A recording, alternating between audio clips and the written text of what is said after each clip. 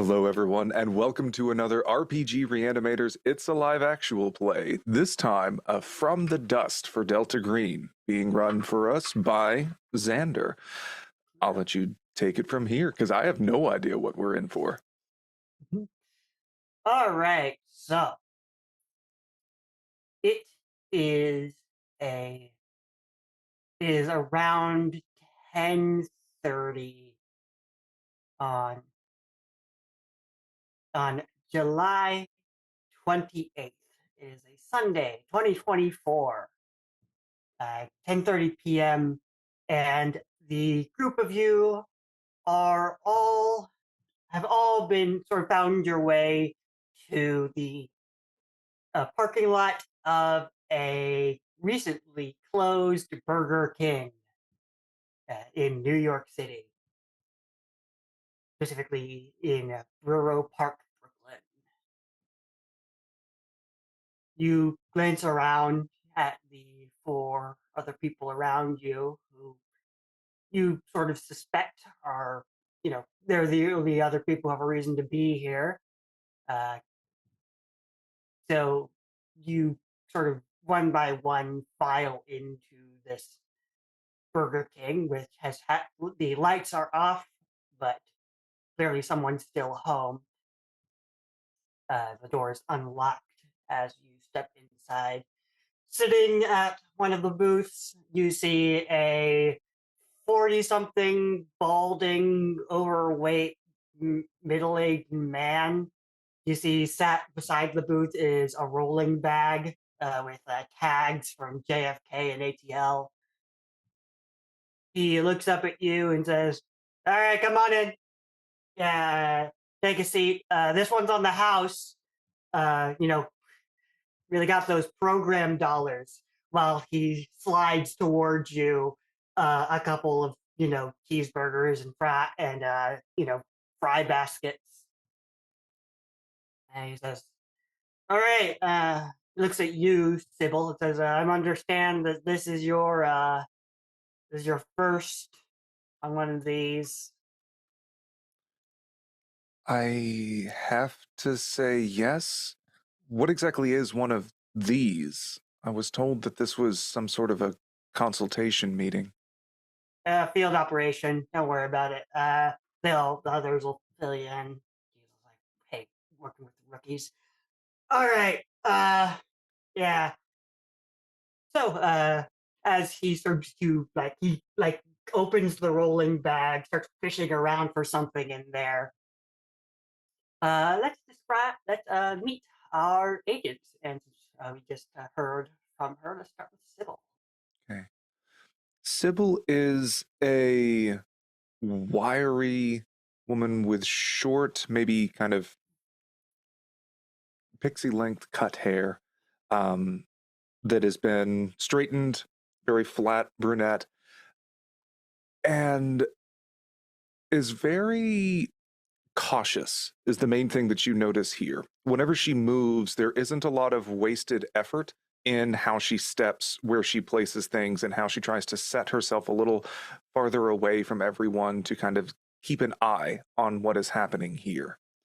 Uh, in this, whenever passing the Burger King things over, she maybe just take out a pen and kind of push it a little further along the counter so that someone else could potentially take it, and is sipping from a stainless steel coffee mug that has the CMC, Center for the Missing Child, branding on it.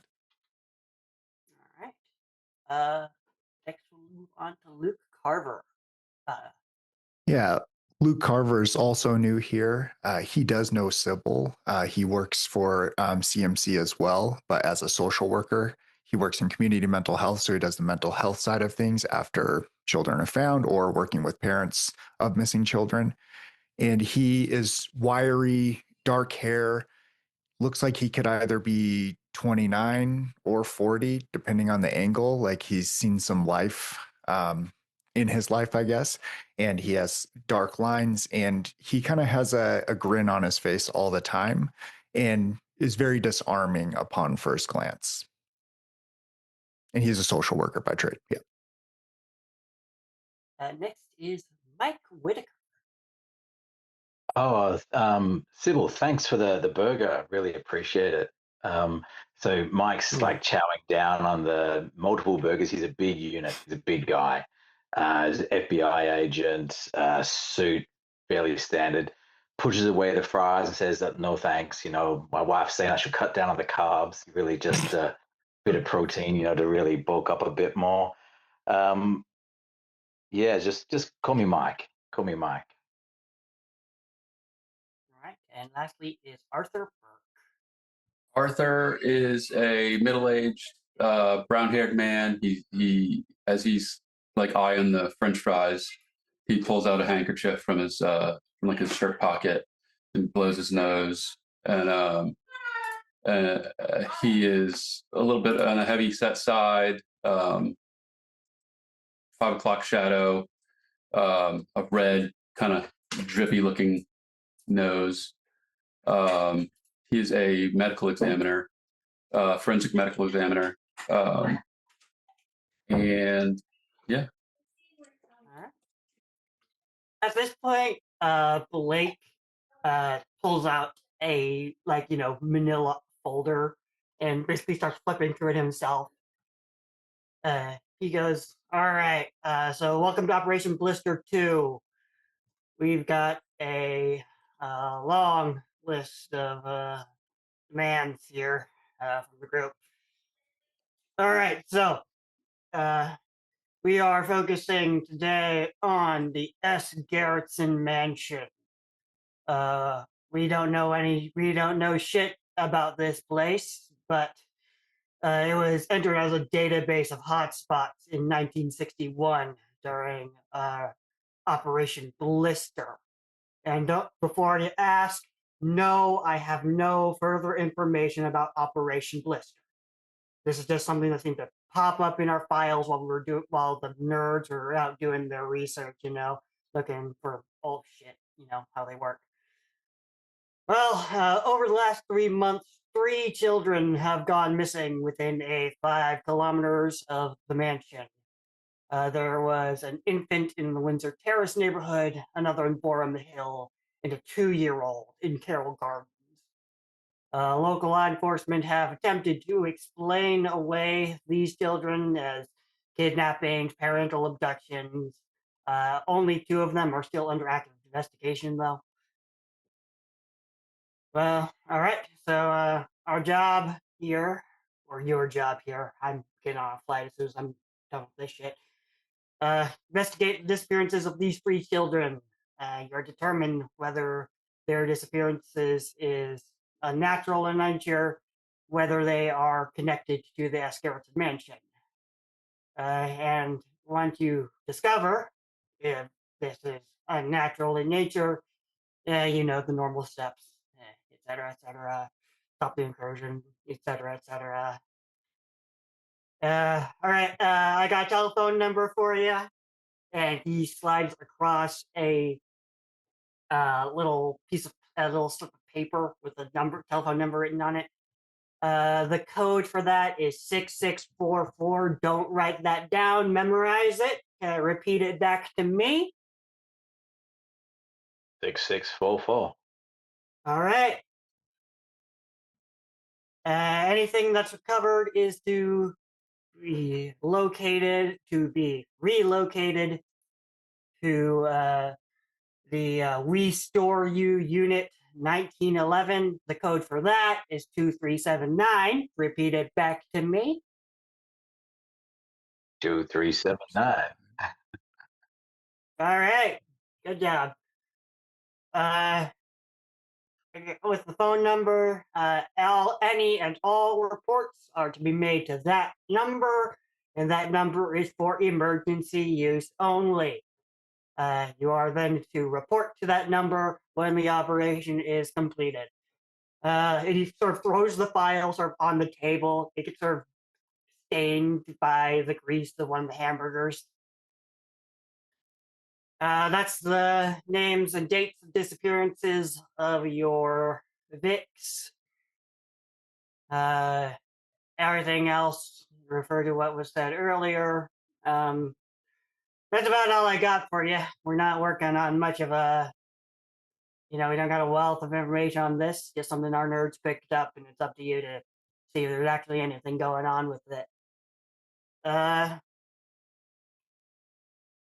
Looks through the other three of you. Who's like, bring Sybil in gently, if you can. This is a tryout, Sybil. Congratulations.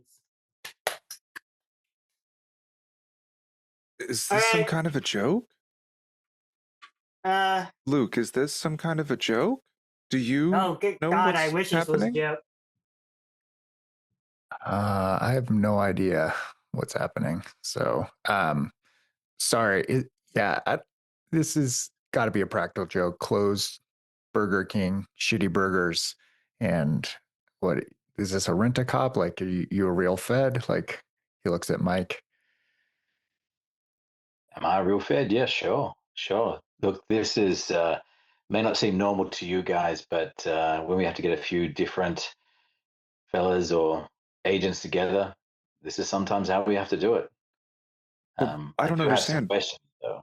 We look into missing children all the time. It's literally, it's on the fucking tin. Why are we doing this? Why is this not an active case? Why? What's with all the cloak and dagger or burger and fries? Mike takes a bite of his burger and looks over to Luke. I, Not Luke. Sorry, the our handler. Yeah, Blake. Like, Just like sort of shrugs. You figure it out. I gotta go in like 10 minutes. Yeah. okay. Figure it out. Okay. He sort of he looks at you since you sort of made your presence known there, Mike, and he sort of slides what was in the folder over to you. He's like, "All right, good luck out there. As I said, burger fries are on us." huh. Yeah. Huh. Well, that's something, fellas. And Um, he just stands up, grabs the roller bag, and like just walks straight for the door. okay. Okay. Well, this ain't normal. But let's have a look at the dossier. And he spreads it out onto the table in front of us. Is there anyone else around? Is it just us? Yep, just you. Okay. Looks like this So he place looks around. this place probably closed at like 8 or so. Hey, appreciate a bit of your latitude, Sybil and Luke. I know you're new to these sort of things, but we appreciate your expertise. Maybe we could have a look at these three missing children and see what you could bring. And I'm assuming in the Sure. dossier there's information about them. I have just dropped the a handout that is not in universe handout, a summary of what we just said, and has the names, birth dates, and dates of disappearances of your 3 children. Gee, Garrettson. Okay. One of them disappeared all the way back in March, it looks like. And yes, I missed it in the very beginning of the session, but what is the current date? It is, August 28th. It's a Sunday. Okay, August 20th. No, July. It's July 28th. Yes, July 28th.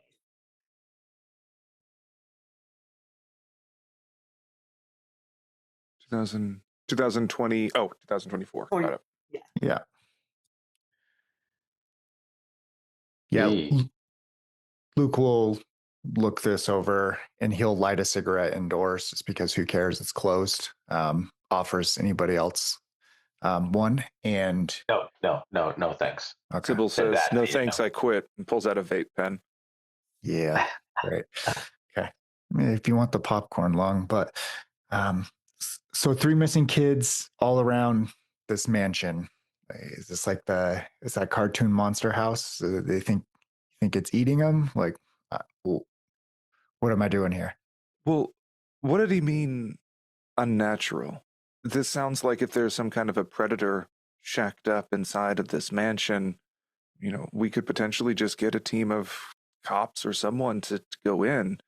I just don't understand what about this is necessitating something so informal. Why is this so off the record? I mean, Detective DeWant told me to come here and said that this was some kind of important case, but I thought that it was for the center, not.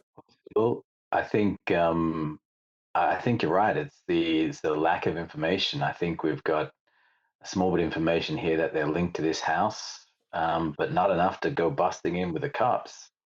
That's why I assume I'm here. So, I suppose our job here is to, look into each child, what the connection is, and if you want to go in, bust in, um, let's go have a look. I'm assuming this location may not have Wi-Fi, but given Sybil's occupation, if she could dip back out into her car, grab a leather kind of portfolio style case, and pull out a laptop and a wireless router to Mhm. basically just give herself satellite Wi-Fi and start going through CMC cases. Do we have any records or know-how about the three missing children? And if I search this S. Garrison mansion, is there anything in our internal documents that we have that I could try and examine discreetly over encrypted internet? Um, yeah, you could probably grab you as far as personal information. You've got nothing on the mansion. It's entirely blank there. But you can grab you. It looks like the CMC was briefly involved with uh, one of these investigations. Or consulted for a few brief moments, basically. Uh, so you do have a couple. You do have basically the basic of the the central report on Franklin Elders. Uh, the child was with his father, Devin Elders, a black male, age 29, at the Atlantic City Avenue Street Market in the Ballroom Hill neighborhood at 4:39 p.m. When he vanished. The father was sitting and eating pizza while allowing the child to walk back and forth to a nearby unoccupied food tent. The child went behind the tent. The father rushed to get eyes on the kid. Kid was unable to be located, and the father began asking passerby for help. And the child was never found. There was first suspicion which fell on the father, which is why the father went to CMC because he was the first suspect, basically. The CMC helped organize witnesses and two cameras at the scene to corroborate his story.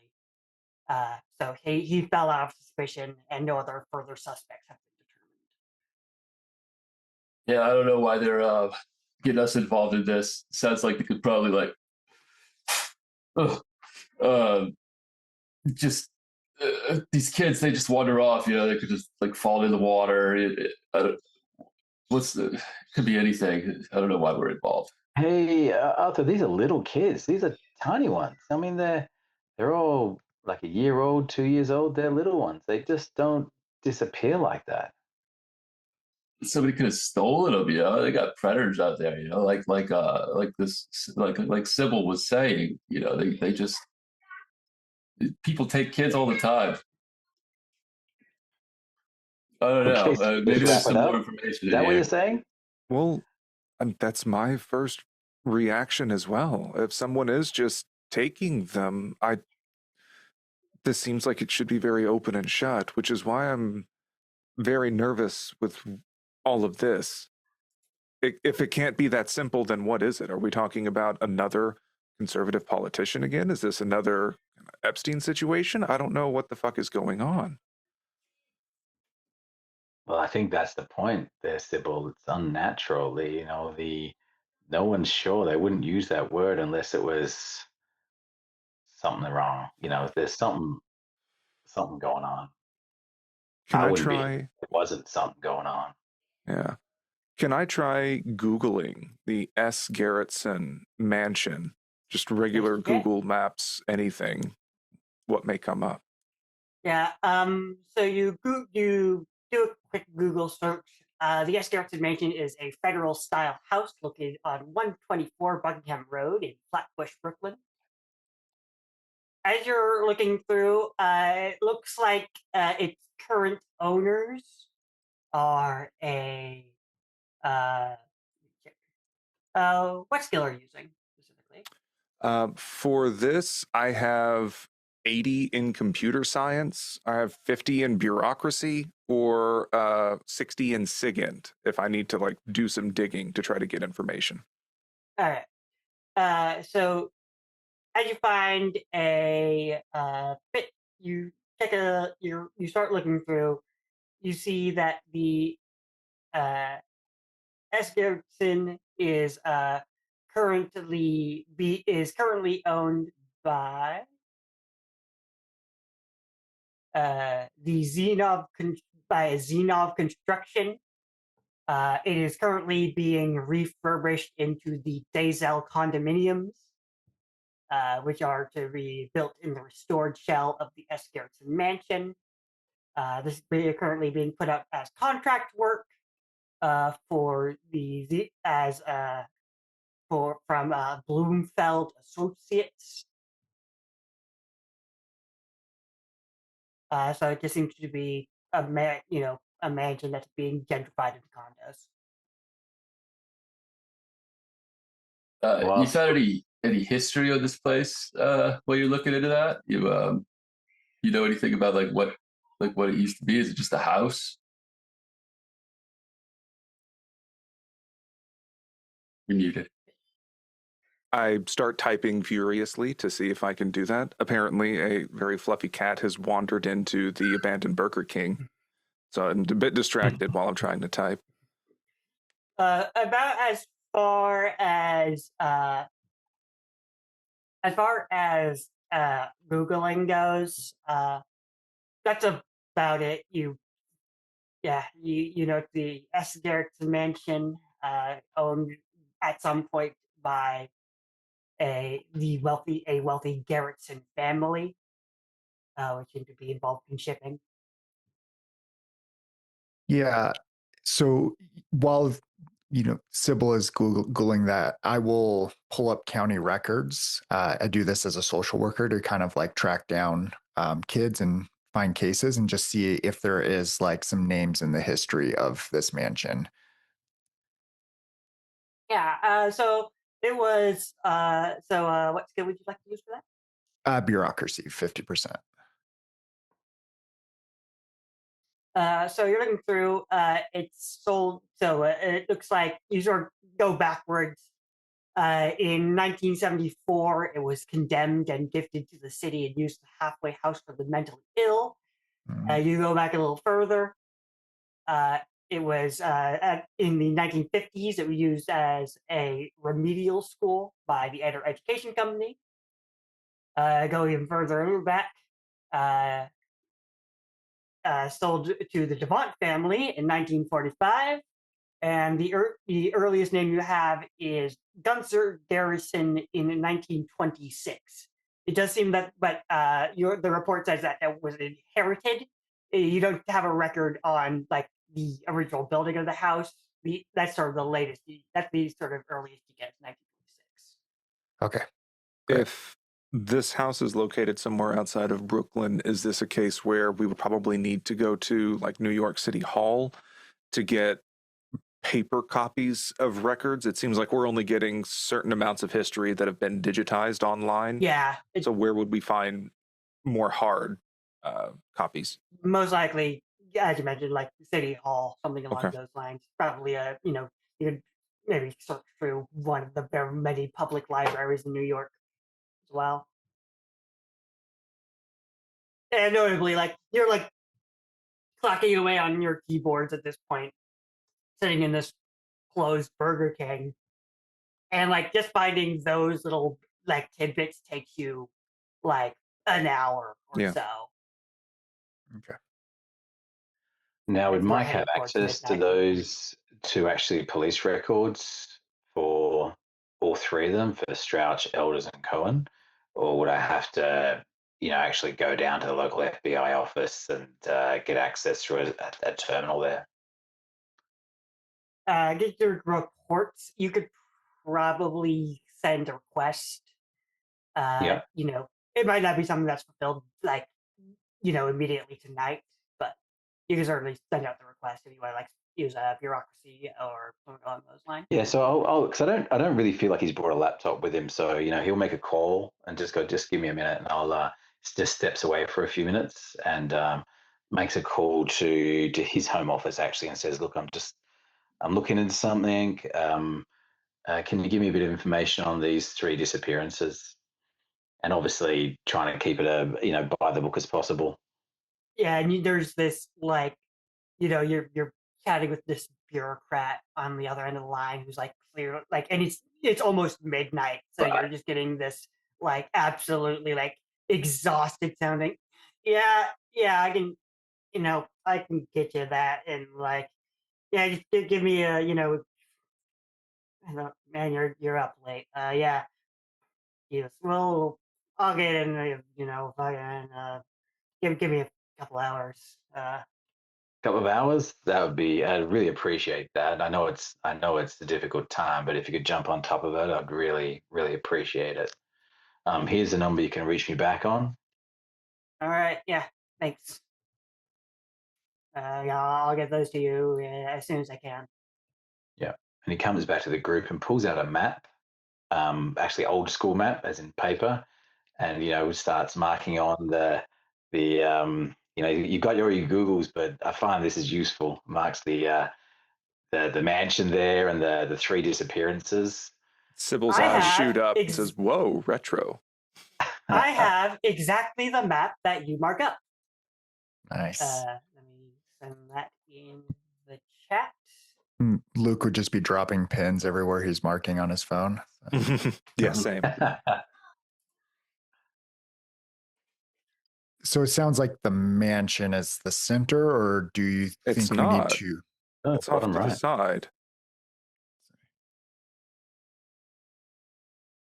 Oh yeah. This. Oh wow. What the fuck? If it's not in the center, that doesn't follow the typical MO of any sort of predator. I mean, it's the furthest point from some of these. So why did they specifically call it out as being relevant? Well, I'm we're still a assuming. few hours off. Sorry, Sybil. We're still a few hours off getting the police reports. But did your Google search turn up anything about the other two? How they disappeared? Was it a similar pattern where the kid sort of walked off for a minute and they just disappeared? Right. Yeah, sorry, I got distracted with the mansion and start pulling in on that.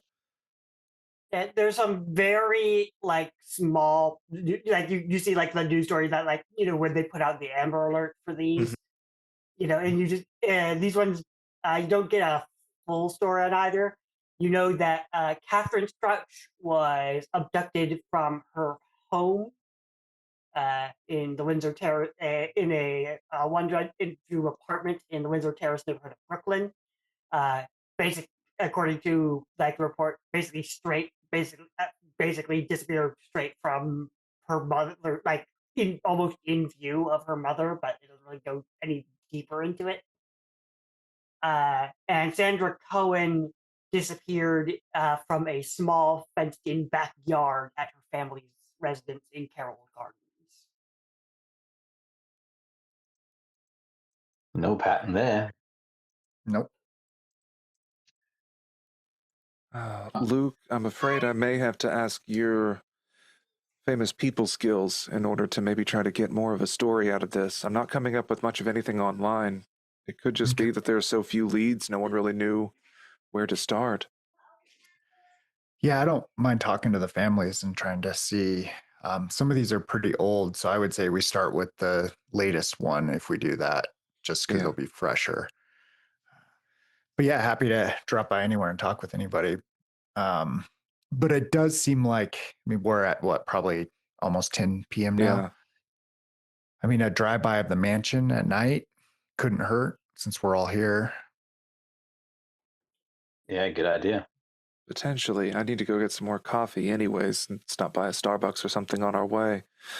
I just.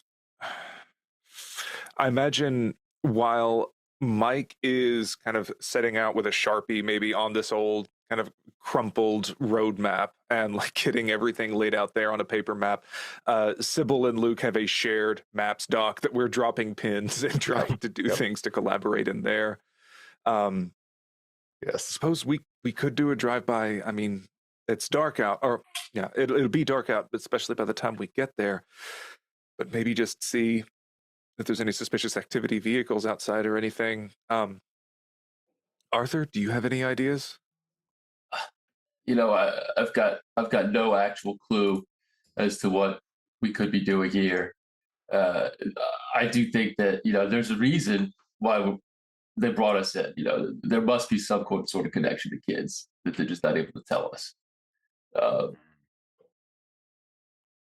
I think checking out the mansion is probably a good idea before getting some sleep. You and Mike seem to be more acquainted with whatever the fuck this is than Luke and I. Do you have any ideas how you could look into this Operation Blister? Do you have some kind of files or anything that you could look into? FBI stuff or files? I don't think that this is FBI stuff. Actually, it might be a little bit more clandestine. We could try and see if there's anything, but I mean, we don't have any contacts, except for the emergency number. Right, and he seemed extremely helpful. I They're think not he always explicitly helpful. said not to ask about the operation too. He so, did, yeah, which is why I yeah. was hoping you two had someone else you could reach out to. It would help us do this job a lot easier, that's for certain. Look, Sybil, I think some of those old files, they're all gone.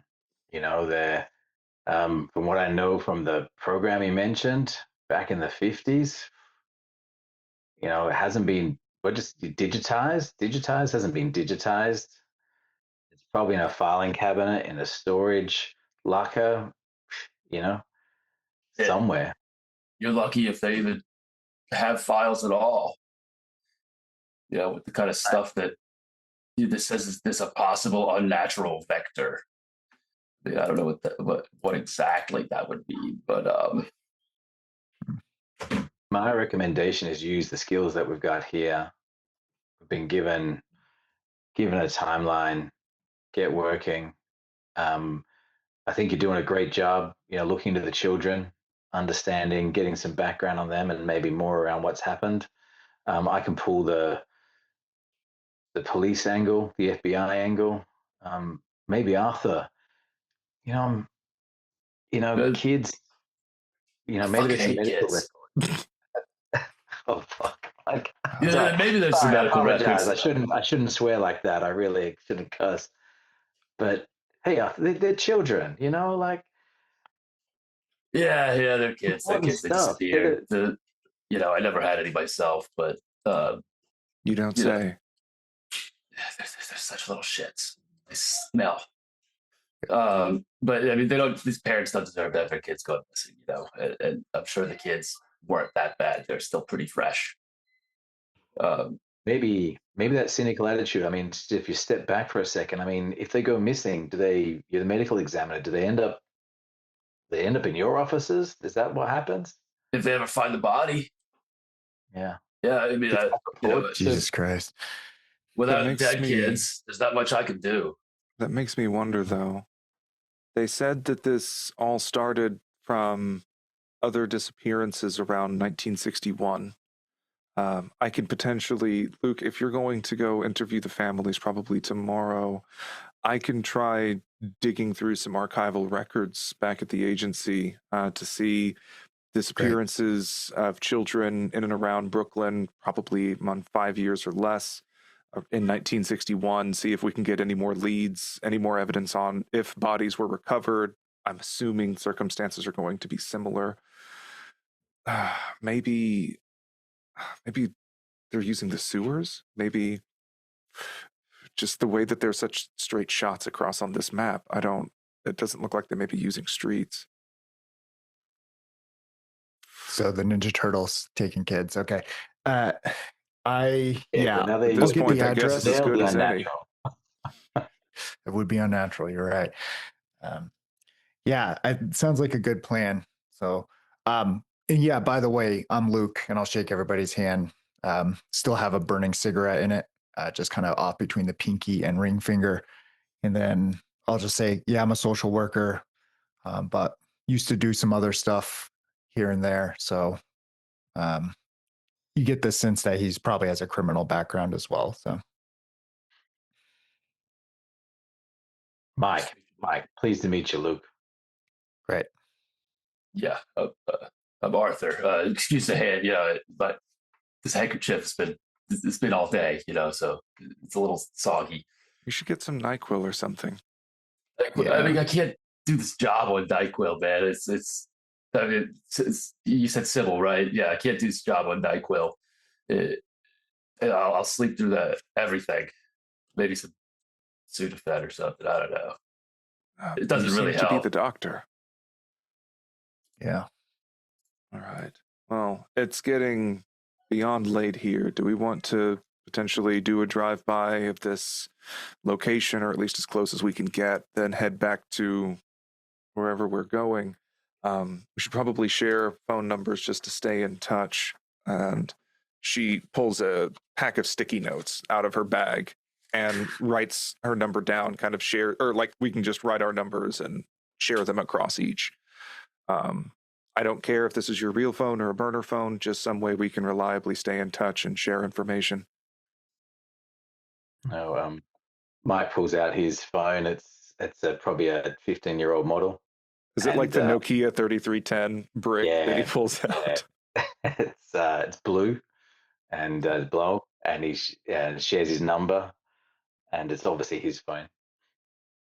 And he turns on silent as well while he's there. Yeah, Luke will share his number. He doesn't have a burner phone.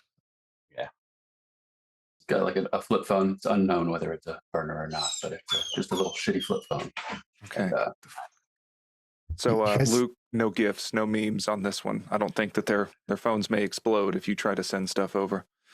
Yeah, I can see that. So a little disconcerting. We're the only people with smartphones here, but hopefully the smarts are in the brains on these guys. Exactly. Hopefully. It's right up here. If you say so. Do this drive-by? Sure. Do you mind not smoking in the car when we get there? So I appreciate I it. won't smoke in the car. It's just water vapor. Yeah. All right. So you all pile into one of the cars. You drive down, to Flatbush. You see it looks like a neighborhood that's like halfway through gentrification. Like there's this, you see there's a couple of like very nice looking apartment buildings, a couple of apartment buildings that look like they'd be condemned if an inspector had looked at them in the last 10 years. It's just like this very weird patchwork of a street, especially because on one of the corners stands the mansion, and it is this large looming thing with these like long thin windows, these tall spires and spikes on the roof. Looks very like like even amongst like the older buildings, it absolutely stands out. It looks a little odd too because all of the windows are covered in tarps. There's this large fence around it, and what looks to be like a mobile trailer set right outside. You can see like some of the outdoor construction equipment has just sort of been left around on what would be like the front yard, and you see there is like sitting in front of it, seemingly like asleep, just sort of leaning against the fence. There is there you see a homeless man with a dog curled up in his lap.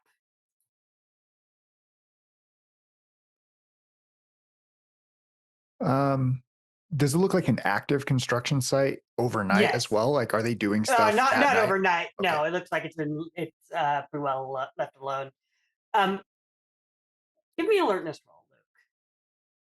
You're sort of looking at it. That is 65 over 40. Mhm. Yeah, you're looking around. Yeah, you don't see any activity. Uh, you do know, like, there's a lot of cameras.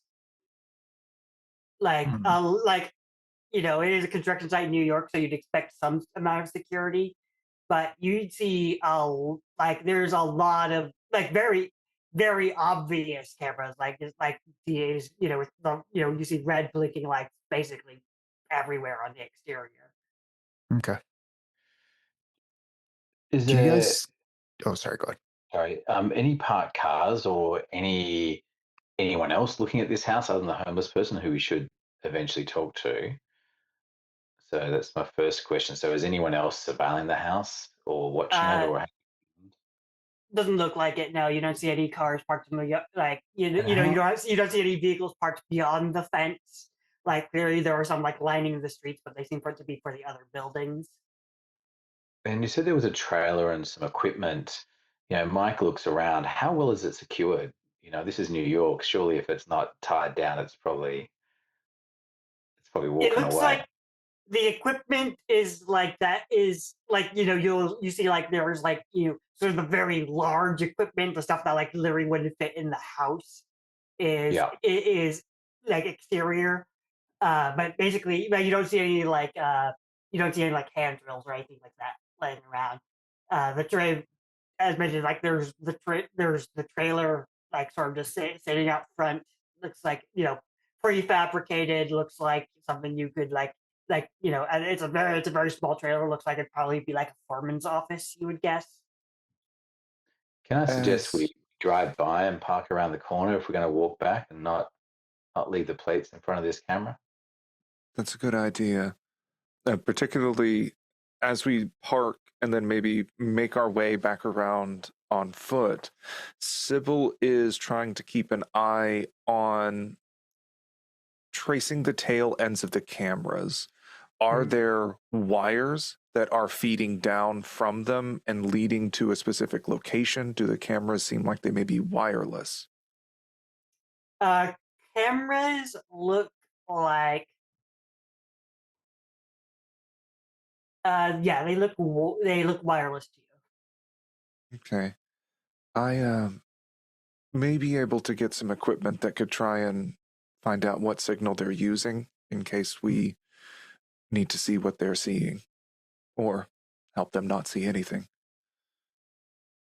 Yeah, let's Beautiful. let's try it by the book until we maybe don't have to. Sure, but He if had. any kids have been going in or coming out, it sure would be nice to know. Yeah, good idea.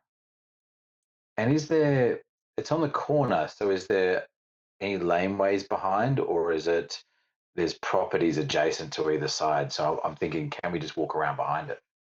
There does not seem to be a back access.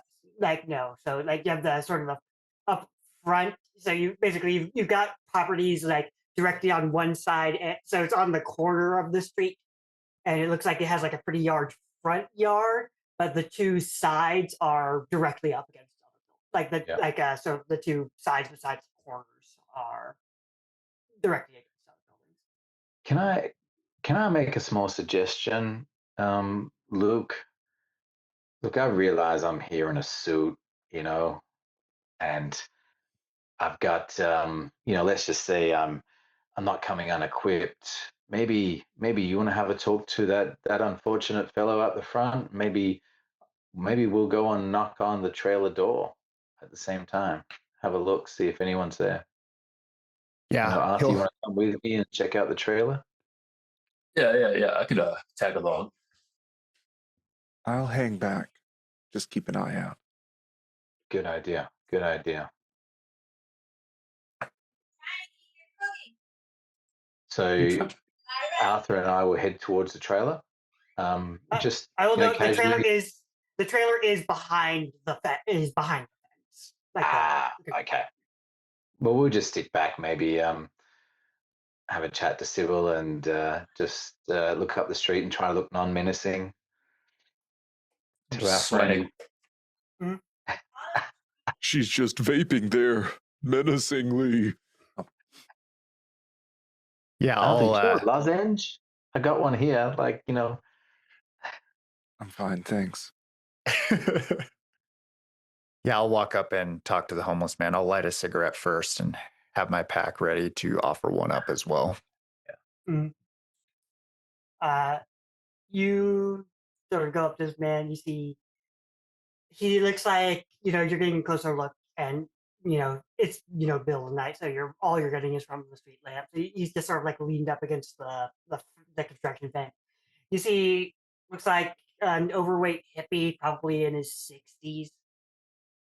Has definitely a lot of BO as you're approaching. Not to mention the smell of the dog. Yeah. Uh, Yeah, you I'll know, be like like, try to wake I'll him walk up. up. Yeah, I'll be like, hey, how's it going, man? Yeah, he sort of What's your dog's startles name? awake. He's like, Yeah. oh shit, oh dog, oh, sorry, who you? And like you see Samson or the dog head pops up, and it's this looks like it's a pretty large dog, but very mangy. Sort of looks up, like it looks straight at you, and then sort of lays its head back down. It's like, who are you? Yeah. Do you mind if I pet your dog real quick though? Uh, sure. Yeah, I'll pet the dog and uh you smoke? Uh, People around here call me Doobie, but no, I don't smoke. Okay. Well, uh what has you on this fence here? Is this kind of your area? Uh, I guess, yeah. Okay. They got like a dumpster around the way that isn't behind the fence. Uh, and you can see as you're looking at him, this guy's clearly drunk. Hmm. Yeah. Okay, so yeah, you got a dumpster around the fence. Um, well, nice to meet you. My name's Luke. Just kind of walking around and saw you over here, getting a little bored, so I figured say hi. He sort of lets out this grunt, and you see he grabs for this like he has this backpack, and inside he goes and grabs this large jug of what seems to be wine that he takes a couple sips out of. Like, yeah, you want Yeah, some? sure. Yeah. Luke will grab it, take a very small swig, but hold it to his lips longer Mm. to make it seem like he was taking a bigger one. Yeah, thanks. He'll cough a little bit.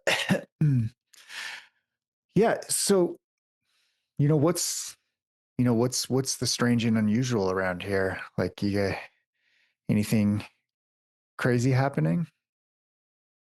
He looks up and looks behind him.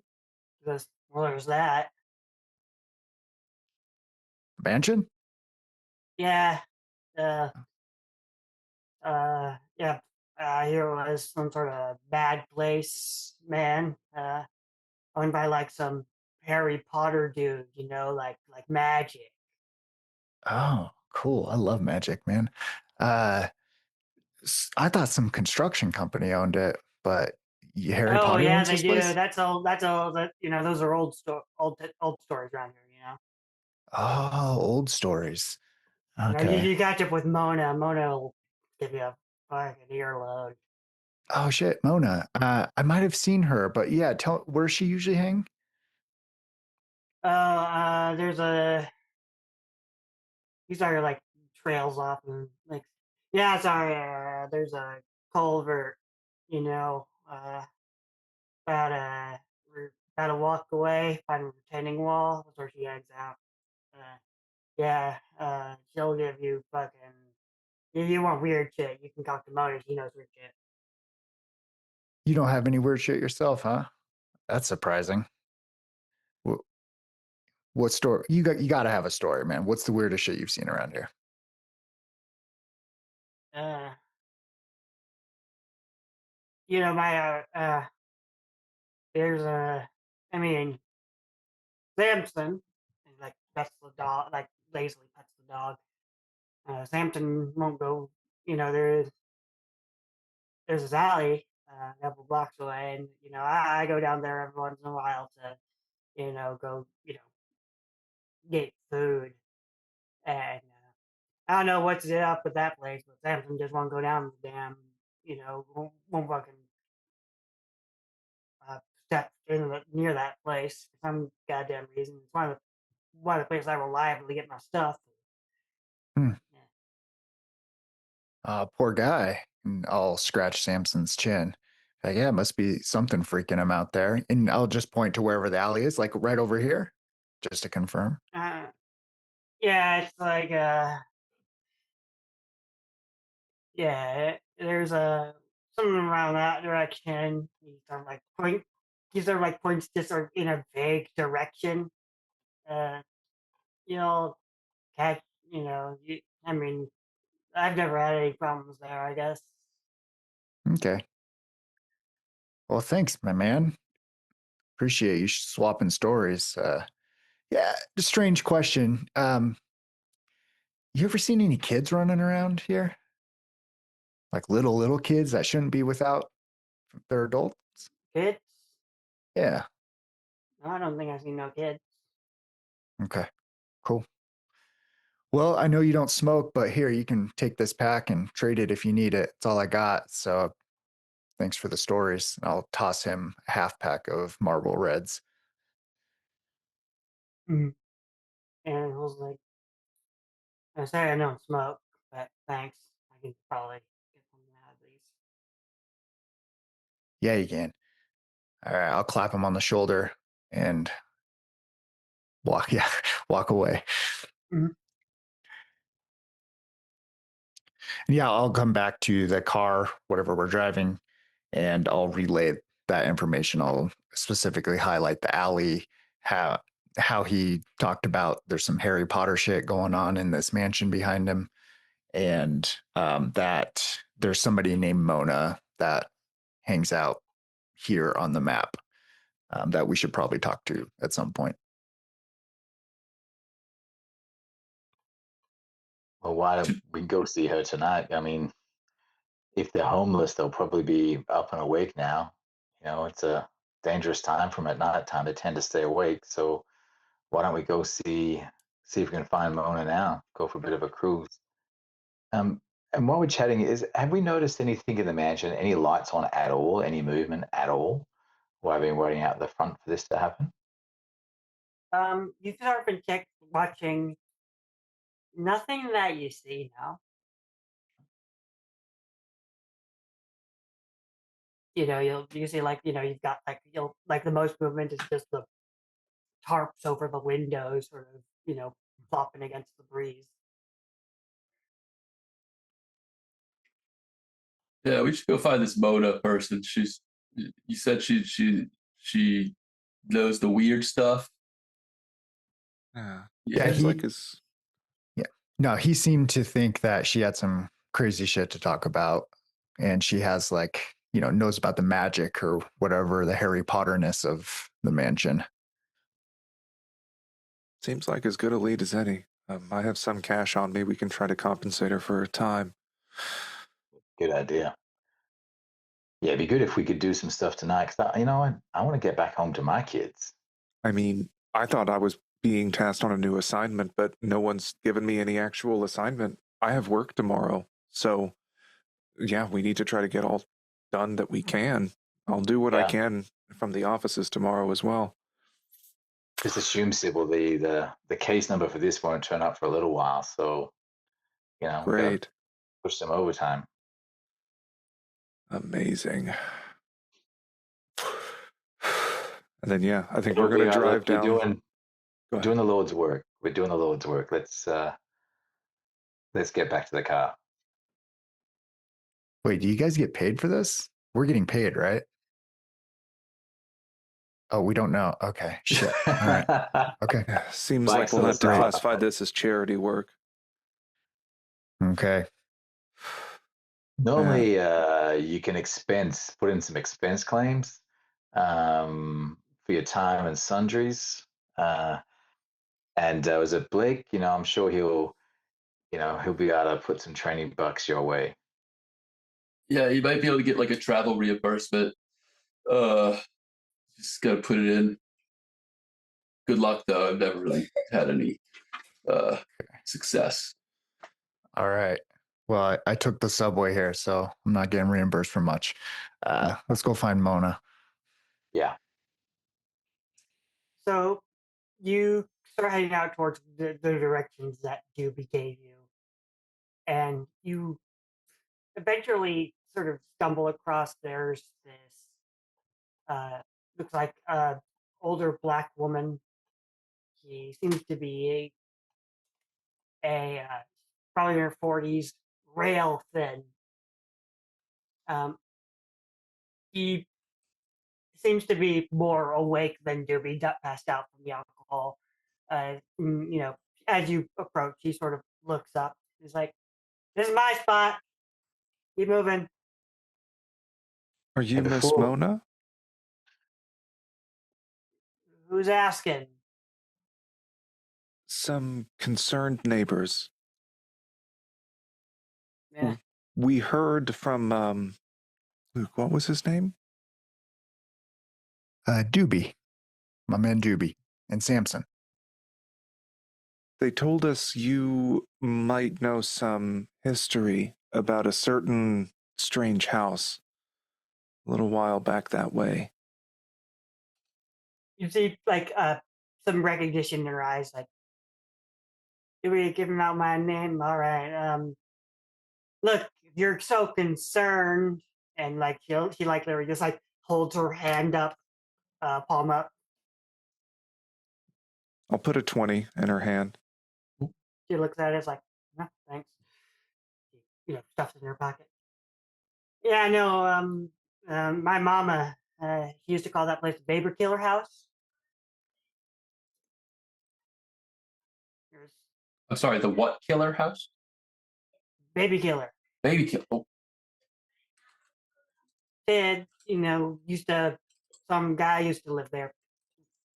Uh, Sidem, I think, is what he used to say. Guy, well, right on the tin, killed babies. I think it was some sort of, Satanist kind of deal. My mama, she real religious, and I do my best to, I go to church too, and you know, and there's some things that come and go from that house. They're like the monkeys.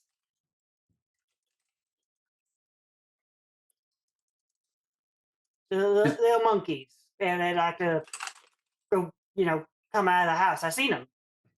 These like he's about yay big, and he like holds her like are about a couple of feet long. Well, that's bigger than any rat I've seen. So, Some of the folks around they think of raccoons. Mona, is your mom still around? Oh no, my mama gone. Been a long time. how old does Mona look? Mid 40s. Okay, so she would not have been alive around the 60s. I was going to ask, like, if her mom ever told her that she needed to stay inside, if there were children going missing around the neighborhood. But her mother would have been. Yeah. Then, yeah, I guess just kind of prompting her, I'll offer another 20.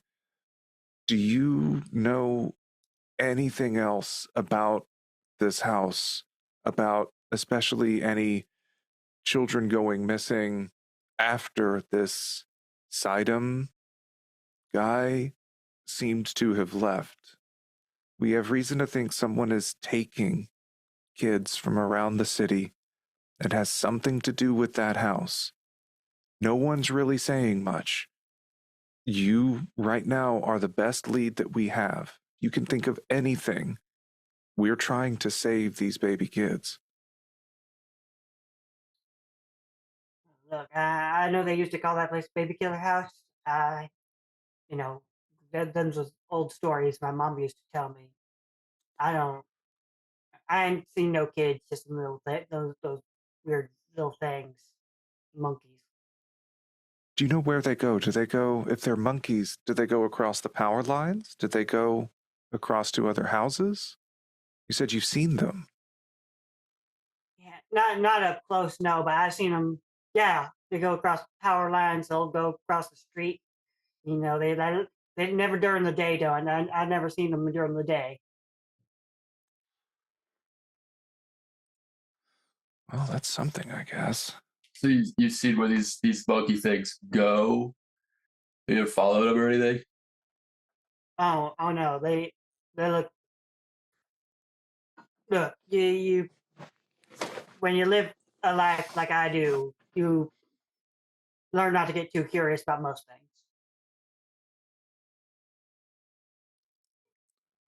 Fair enough. Okay. I can't think of any other questions. Do y'all have anything? You covered off the age, which I was interested in. Um, maybe she could help us to go point them out. You know, where would we look for them? When? That was Is it going to every be, night? yeah, that was my next thought, was if I could try to get something like a GoPro with a big ass memory card to try and point up towards the kind of upper floor roof area of the house to see if we can capture any video of something that Sybil currently thinks is just a big ass New York rat. But I mean, not trying to dismiss any leads we might have. Do Hey, we want to? Civil, and where I come from, the GoPro is a cup of cups of coffee and just park out the front. Hey, if you're willing to go on an old fashioned detective stakeout, you're more than welcome to. I would much rather sleep on my very comfy memory foam mattress and let a little trinket do all the recording for me. Oh, sounds good. But where can we get the right equipment at this time of night? Or you talked about, you were intimating that you can maybe access those video cameras, the Wi-Fi ones. Potentially. I don't have the equipment on me right now. I just have a personal laptop and a Wi Fi router, but I can see what I can find. I'm not used to working in the field. I'm a lot more comfortable behind the screen, but I may Yeah. be able to help get some access through various electronics. What about this as a plan? Why don't two of us park up here for the next couple of hours? You go to see if you can find a 7-Eleven or something similar that has your GoPro, and if you're successful in getting the high tech piece of equipment at what now probably midnight, um, we can all go home. If Yeah, at not, this we'll. point, it's probably like pretty well past midnight. You're probably looking at like 1 a.m. or so. Yeah. She casts a sideways glance at Luke whenever Mike says, like, oh, yeah, go to a 7-Eleven for a GoPro. She's like, yeah, I can go to 7-Eleven and check for a GoPro. And if I don't find anything there, then I'll probably just return back home to get some sleep and take a crack at this first thing in the morning. With a criminology of 50, Mhm. could Luke have a pawn shop connection that might have some sort of camera that would be open late? Probably not this late. No, Okay. not a pawn Yeah, shop. like I don't think. honestly, Sybil is Yep. beyond tired at this point and is like, yeah, she is going to go home and go to sleep, and because she has work in the morning, but can get equipment to help with this. Yeah. Because she also is coming into this completely fresh and doesn't have any idea about pressing urgency that Mike and Arthur may. Yeah. Yeah, the camera I think is important. Do we still think it's important to interview the families? Because I mean, we got talk of monkey creatures and some sort of magic coming out of this mansion. It seems like the mansion might be the next logical step. Yeah, I plan to take some time to look into other disappearances around 61, any other records that I can try to dig up. Someone is going to need to go to New York City Hall to try to pull records from there. Luke, I still think it would be valuable for you to meet with the families of the other victims just to see if we get any kind of breaks in the narrative. I mean, one was snatched right from under her mother's nose. Surely she would have noticed if a monkey had cracked open a window and carted her daughter away. So It's only one yeah. data point, but that's hang on. My the officer on duty said they'd give me a call back in a couple of hours. It's about a couple of hours now. Let me just check in with them. And he pulls out his phone and calls whoever the duty officer was that he spoke to a while ago and asked them how they went, because they were going to dig up some info on the three disappearances. See if that police files have anything more that we don't have.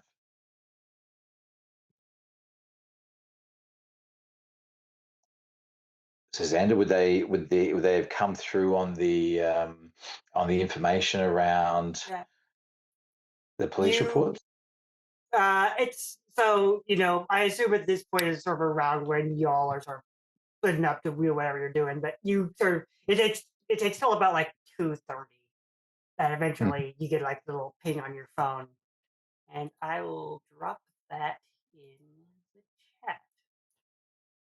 It'll help us coordinate what we're going to do tomorrow. Mm-hmm. So here's a little summary of all the police reports.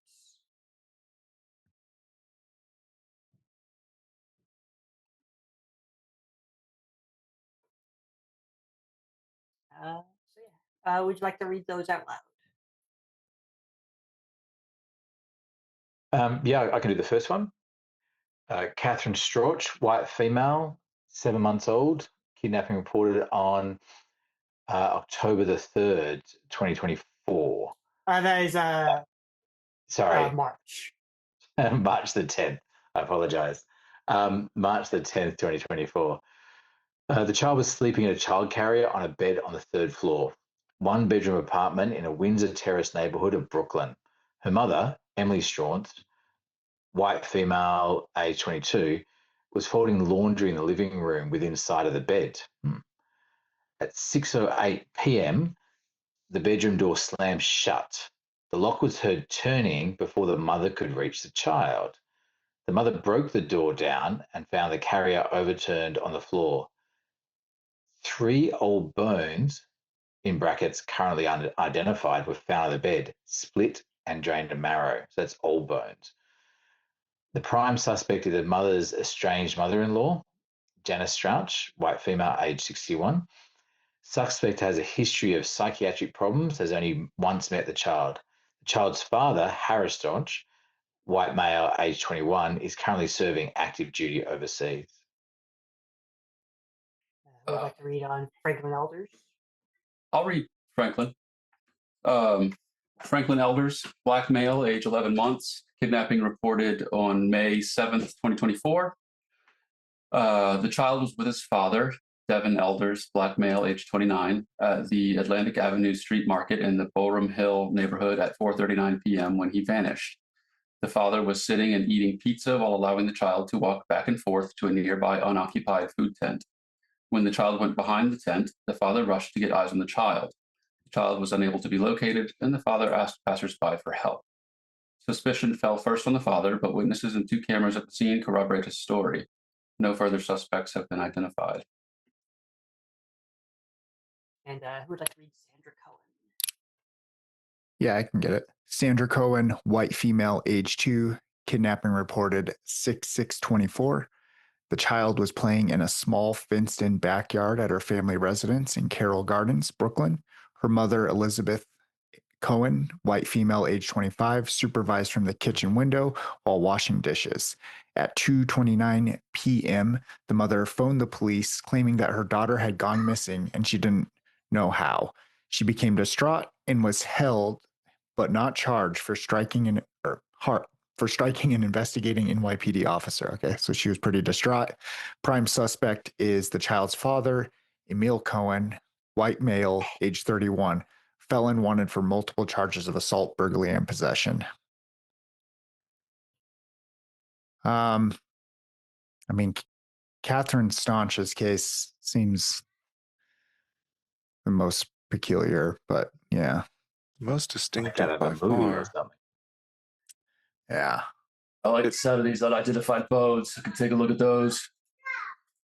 It also makes me wonder if the only reason that the bones are reported in Catherine Strauch's case is because they were in the bed, easily viewable. There's no way that we can find anything meaningful from the street market, but I wonder if we paid a visit to Sandra Cohen's residence, if we might find some old bones outside their house. Could have Well, gone look, it's unnoticed in their also yard. these officers investigating these cases, they're often overworked. Maybe they saw it, didn't write it down. Maybe I could Exactly. go talk to the officers involved in all the cases tomorrow morning. If you talk to the parents, um, I can talk to the officers involved and see if they remember anything and jog a few memories or ask a few questions. Yeah. I'm still not ruling out just some potential maniac that was the what was his moniker, the Chestnut Man or something. It's very common for people to leave some sort of a totem whenever they Mm. abduct someone, that it could just be some sort of calling card with these bones. Yeah, yeah, and but often it's consistent, but we're not seeing it. The only consistency I can see is they all just disappeared, and it doesn't make any sense. Well, and that's where I'm thinking that people may have just missed the bones where they were located. If Okay. Arthur, it's worth checking to see if you could examine the bones that seem like they're being held by NYPD for Strauch's case. Otherwise, you may have luck at the Cohen residence if there may be something still in their backyard that people have missed. Right, I can do that. Something else that kind of jumped out at me. I'm not sure if this is accurate or not, but at least 2 of them are definitely single parents. The father may be a single parent. I don't know if it's just something to keep in mind. It's a possible connection, a pattern. While you're looking for patterns or in the data here, do any of you have a cult? No. I have 30 in a cult. Arthur, you sort of are looking. Your eyes sort of drift towards the dates, all early in the month, and you just like flip over your phone. You have like this just sort of this thought, and you go to check. You just sort of go Google moon phase calendar. These are all the night of the new moon. Oh shit! They're all night of the new moon. And forgive me, is the new moon, is that a full moon? No, that's I'm just curious. I pure- don't know what the new moon is actually. New moon is pure darkness. No moon. Okay. Interesting. This is all the night of the night of the new moon.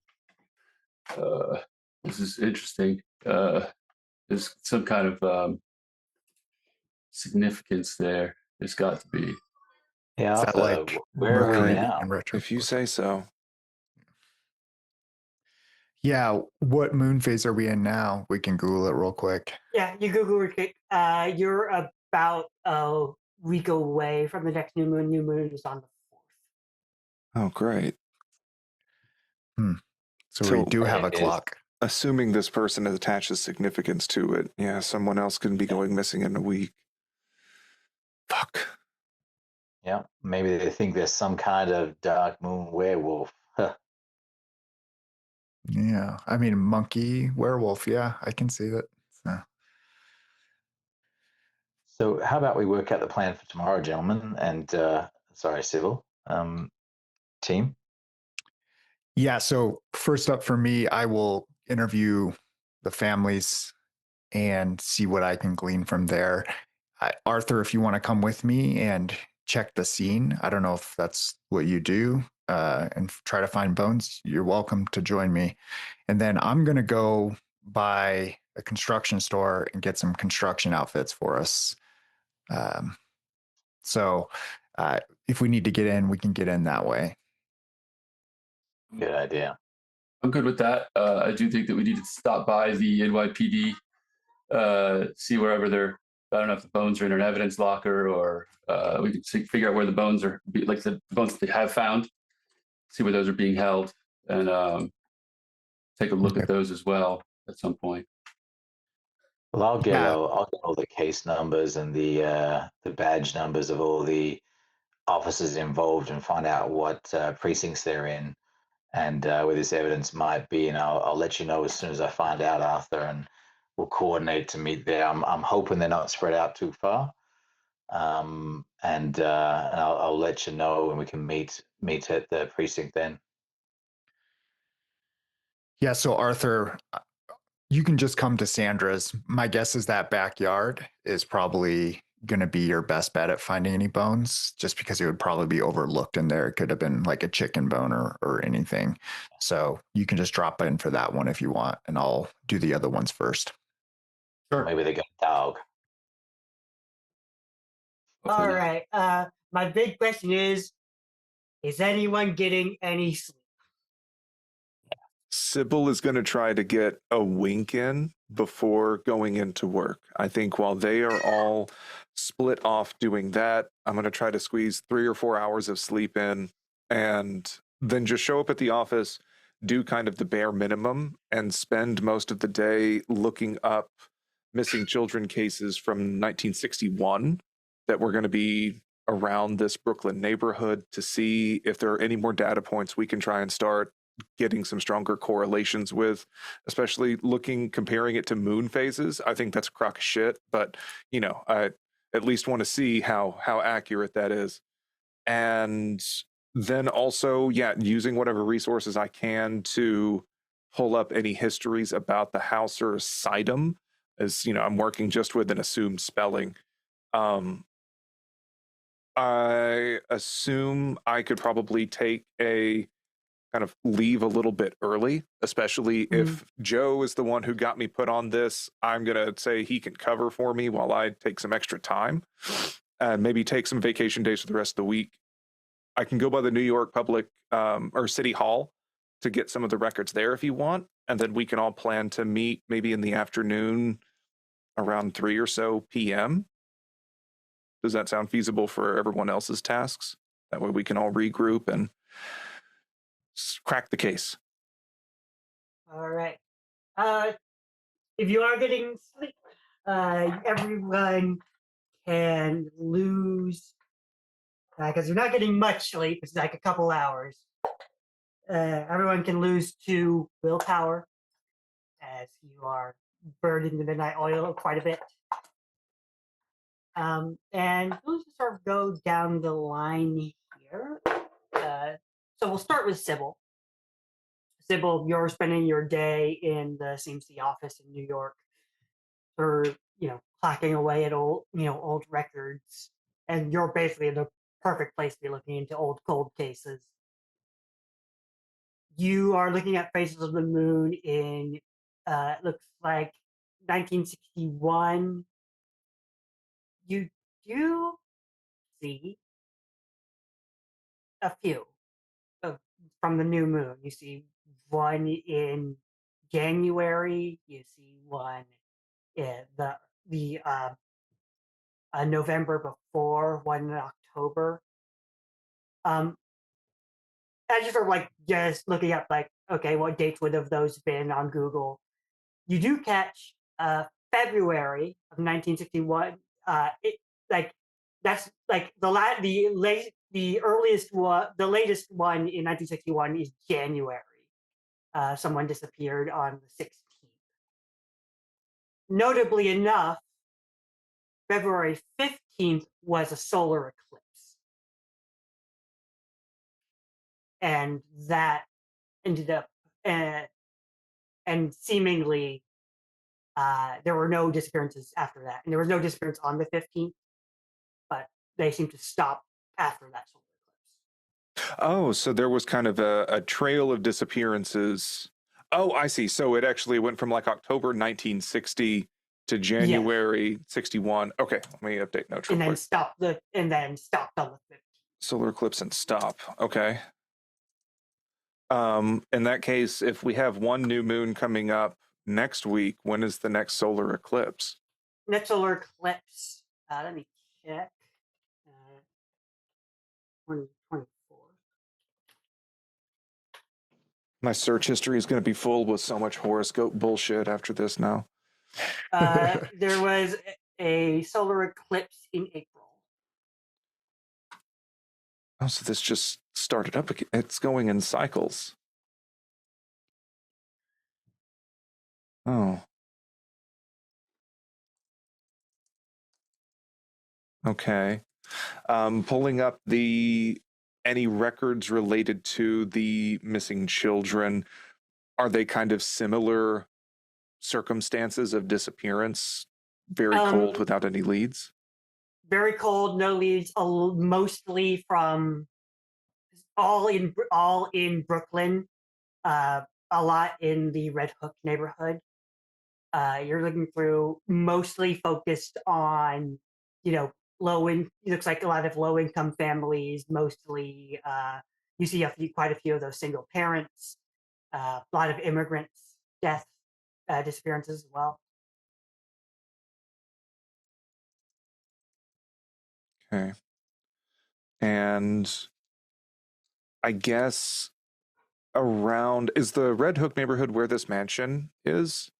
You can see on your map there. Red Hook is sort of that.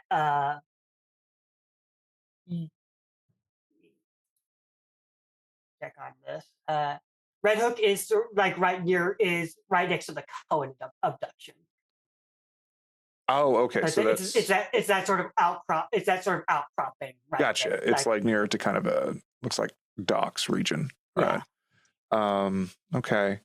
Then I guess if I have time to try and search any other records related to Sidem, particularly like news stories relating to infanticide, kind of around this region, if I can tie it to kind of Brooklyn specific papers or something, I assume Not that would make in news. probably not in your office, but that'll be something you'll do once Okay. you head out to public records. And then in that case, could I attempt to, before cashing in on some vacation days, because I just happen to be feeling ill from spending the entire evening sitting next to someone constantly hacking, sneezing, and touching things with his hands, could I attempt to requisition things like GoPro-esque cameras, portable battery cameras, and other electronic equipment that I could try and use for surveillance and tapping into things? Yeah. You start looking. You get sort of like call up and yeah, you say it's for a case I'm working on. They offer to give you it's like there are potentially is there an active element of this? Do you need one of our you need a go bag? That would be extremely helpful. And if necessary, I'm going to force Joe to sign off, like co-sign on any of these orders, because he Joe got is my like, ass into this. yeah, and you see Joe, and Joe's this like very like this older African American man, and he is like as he starts and he is like 100% Like there's no like you say force, like he is very happy to, and like he'll like he's sort of like he's coming in, and you see he's got he's they call it a go bag. It's like a bag full of like toys and stuffed animals, like something you would like get like stuff that would help comfort a kid, like if you found like one of these kids. Yeah, I mean, Like in certainly the that'll be moment. great for Luke to have too. Just Yeah. those can be supplies whenever we are, especially like needing to interview parents and things. Yeah. Yeah, if And I can try and he hands it over to you and is like,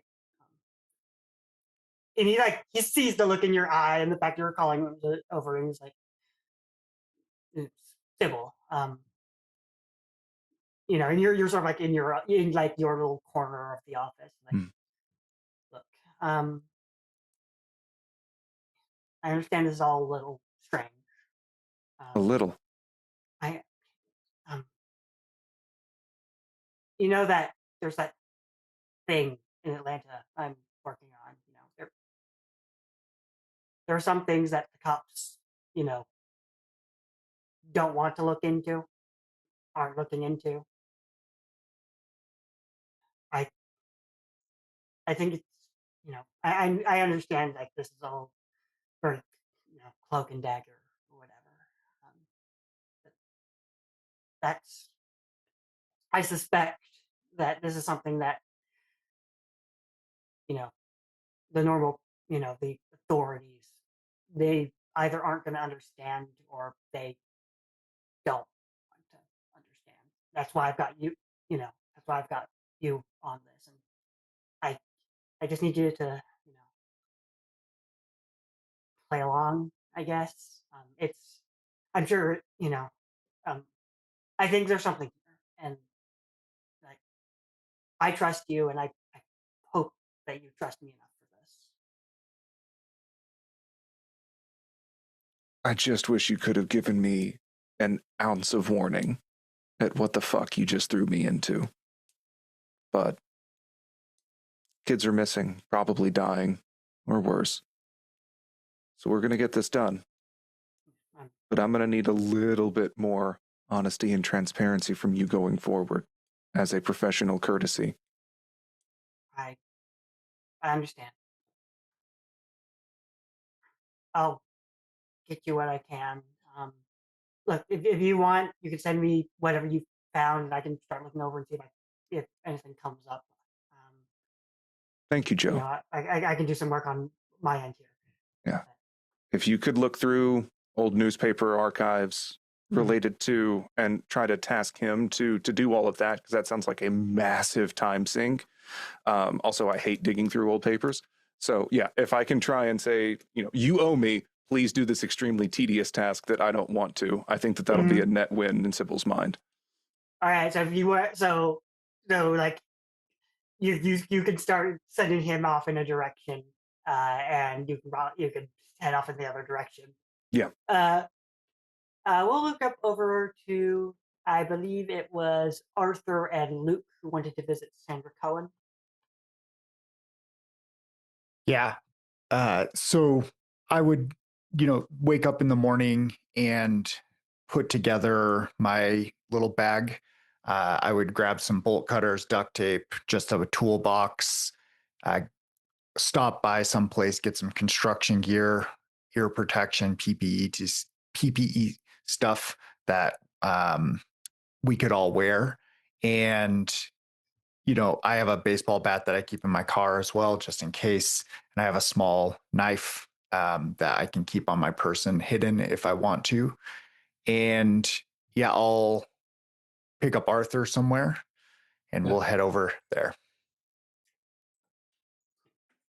You find yourselves in Carroll Gardens. Arthur, what's your morning look like as you're waiting to be picked up? Arthur, when he first wakes up, he blows his nose real hard. He just kind of like tassels his hair a little bit, make sure it's nice and unkempt looking. He brews a cup of coffee. He sits there. He packs his fanny pack. He's got a magnifying glass, and he makes sure that he forgot to plug his phone in the night before, so he's charging it while he's waiting.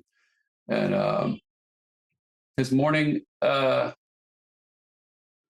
think he just kind of browses like through newspapers and stuff, just looking to see what's going on today while he's waiting. Yeah, so you're like these very newspaper stories. It's 2024. It's an election year, so there's a lot of that, and it's New York, so you'll see the weirdest little the weirdest little story in just like the back corner of a newspaper or whatever. And at that point, Rat steals pizza directly from the restaurant. at that point is when Luke, you sort of knock on Arthur's door. Hey, pal, you feeling any better? No, I'm never feeling better. It's Jesus the Christ. air, it's something in the air, I think, or the walls, or I'm not really sure. It's my allergies have been horrible my whole life. Oh, allergies. Okay. All right, man. Yeah. You ready to roll? I was bored, ready. Great. He'll sneeze and pull out the same like soggy handkerchief and wipe his face. Yeah, and Luke has this superstition that if he smokes, it'll kill any germs going into his body. So he'll just be fidgeting with his new pack of cigarettes, thinking about smoking, but won't light up in your apartment building. Well, I brought my car. Yeah, so we're gonna go and check out the Cohen's place, right? See if there's any bones in her backyard. See if she's willing to talk to us. Yeah, I'll talk to her, and and then I'll ask her if you can take a look at where the kid was taken. So Sounds good. All right. So the two of you slide into a car, and you deal with the New York morning traffic. And it takes you a bit, but you eventually get yourself towards Carroll Gardens, and you see, and it's like, and you see it. It's like a standalone house with a yard in New York. So you assume it costs like a decent, like if she's renting it, it's probably a decent chunk of change. Okay. If she didn't just inherit it, it's probably still a decent chunk of change even after inheritance. But just nice little like standalone house with a front and backyard.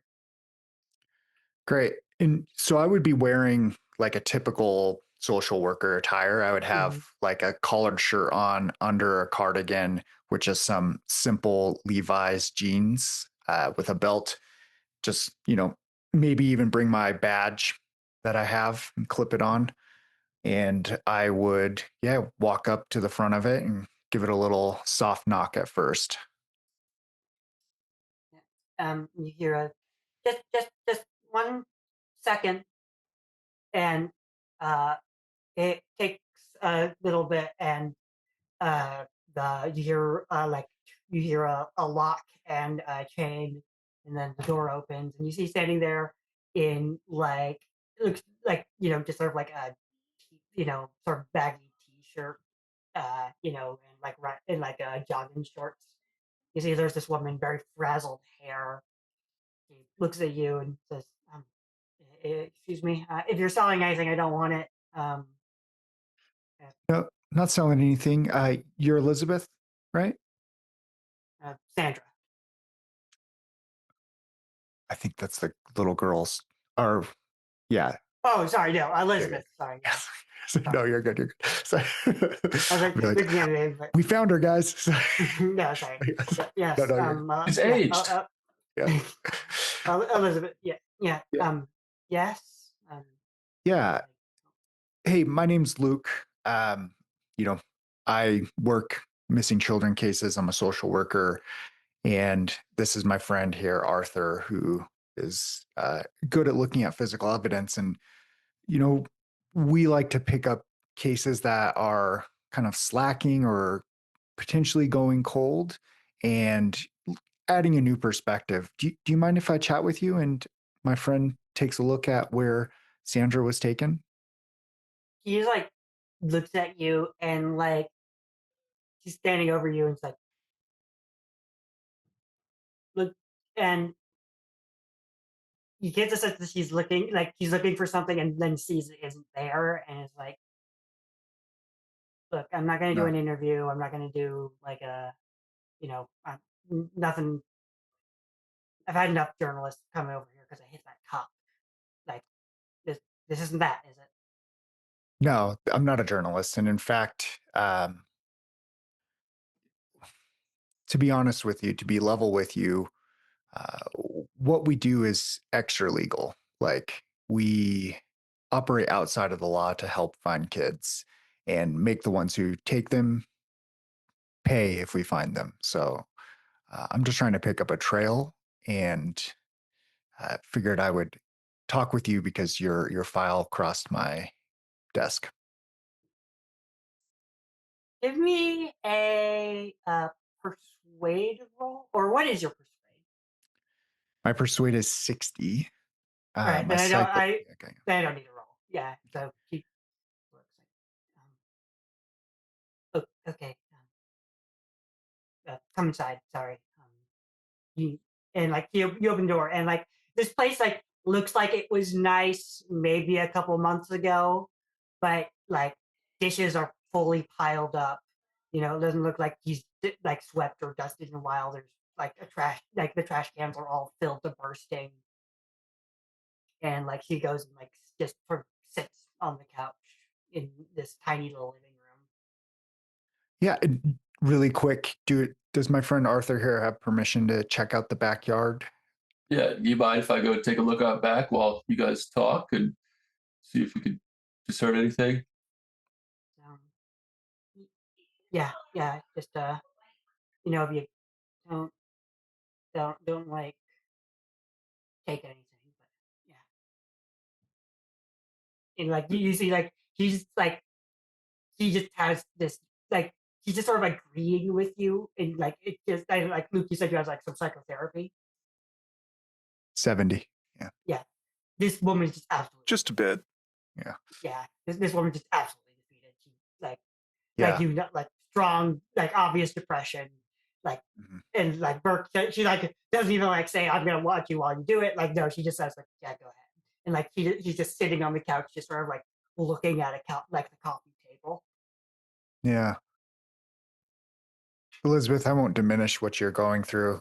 I've worked with a lot of parents in your situation, and it's always heartbreaking and devastating. So just know you don't have to talk about anything you're not comfortable with. But I've read a brief description of what happened. You were washing dishes, looking out the window, watching Sandra play, and then poof, she was gone, right? Yeah, I mean, it's like I looked down and I looked up and she just wasn't there anymore. And I just ran outside and I couldn't find her. And, she couldn't, she was two. She couldn't get over, she couldn't get over the fence. Like, I, there's no, like, I know there wasn't anyone back there because, I had literally just looked down and looked up. It was too fast. Um, and then, Yeah. the cops they said they didn't find anything, and I hit one, and they kept me in jail for a night for something that happened to me, and I just like I Yeah. don't know I don't know anything, and they almost tried to make it look like I did it for a little bit. Yeah. Well, I know that your Sandra's father is probably the prime suspect. Is that something you agree with? Why would he do this, and could he? The, he didn't Okay. he wasn't around even when he was around. I don't. He wouldn't have a. He didn't care about her. He didn't care about her enough to take her. And I for everything he was smart. He would know never to come back to New York while they're looking for him. And Yeah. Okay. Yeah. So I guess I really want you to think about it. And if you don't mind, um, could we talk in the kitchen where you were watching her? Just so I can yeah. kind of visualize it a little bit. Yeah, I'll take her into So the kitchen. Oh, go ahead. so she stands up and sort of like mopes over to the kitchen. She's like points out the window, and Arthur, you're looking and you see there's like it's like a small backyard. You see there's like a couple of like there's like that like a plastic like little type slide, one of those like red cars that looks like it's probably you know 20 years old or something. Okay. It almost like you get the sense that almost like these were some of Elizabeth's toys as a kid that she just sort of left out in the yard. And you're looking around, and uh, the thing like you're just sort of like visiting at least the front. Most of the yard's mowed pretty well, but you do see there is this patch of uh, what looks to be like high grass near the back of the yard near the fence. Yeah, I'll definitely go take a look and see what that is. And dip my toe, like my foot, just kind of step in that area, see if it's like what's going on there. You hear like a tunk, like metal, and then you look down and you see like there is you can see like how someone who was just like you're sort of like giving a pretty good look at this yard to like and to notice it like but like you can sort of see how someone who was just sort of like giving like a 5-second glance of the yard how when you notice it there's a looks to be like a slightly sunken standpipe, so looks like there's like a little sewer access uh like and you look down and you see there like it's got this large metal like an access Like a hole. grating or whatever. Yeah, that's even It, what your foot hit.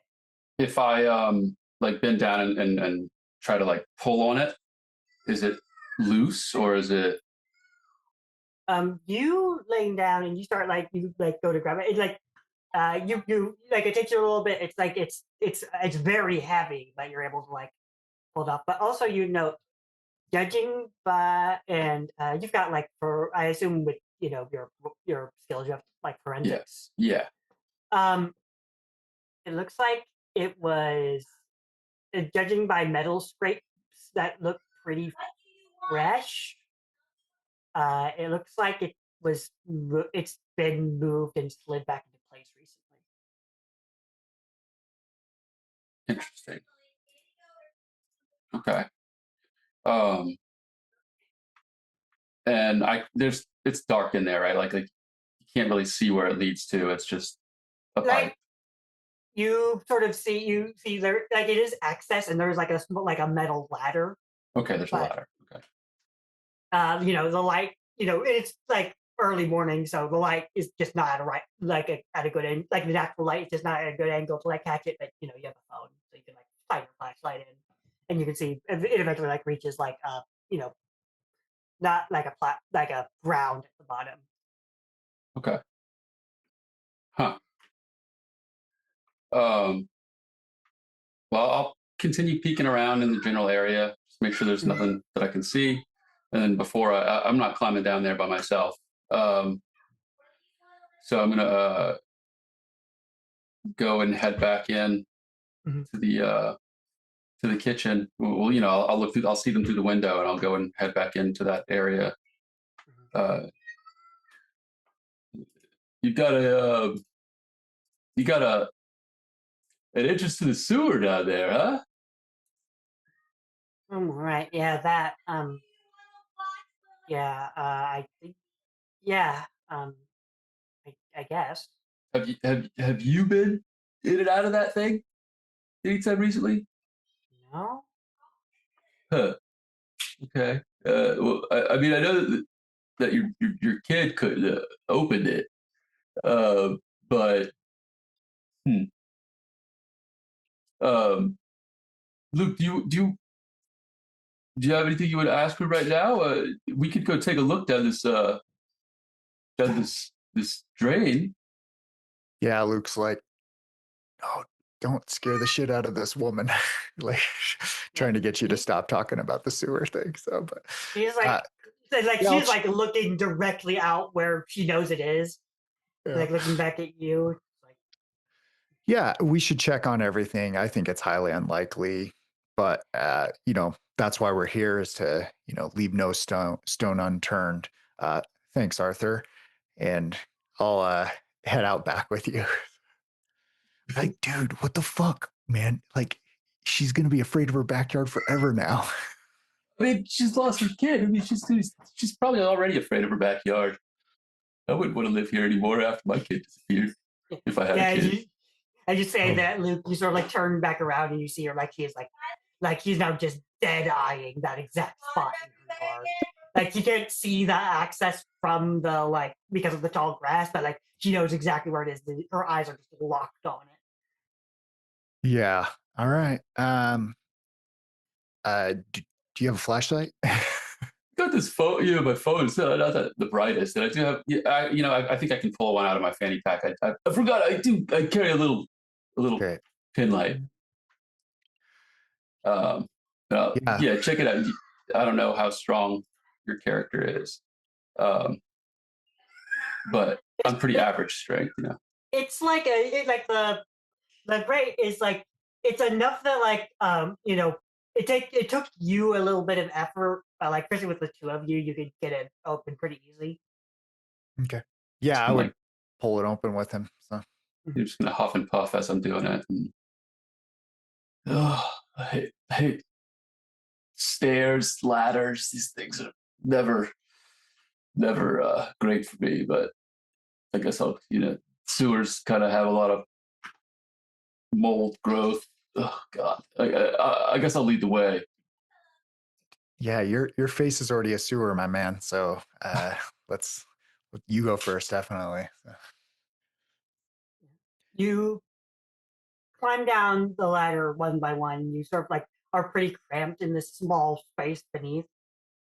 You sort of shine your flashlight around. You see there's and it's not like it leads to like a tunnel or anything. It's like a single point of access, and your light shines on what looks like 9 small sewer leads. Maybe it was about 2 feet wide, 2 feet in diameter. Like so, not something that you could fit yourself into. Yeah. Any bones? And that's where you see you sort of you direct yourselves towards one of them, and you see there are a few snapped old bones sitting on one of the edges of the sewer pipe. Yeah, I'll go up to him and take a look and sniff him a little bit. And with your expertise, Arthur, you're looking at them. You would immediately guess human infant, probably less than 1 year old. Oh fuck! Is there a way to? And they look like maybe they look decades old. Like probably looking at they are old and yellow and brown and brittle, and they are snapped, and you see that they have no marrow inside them.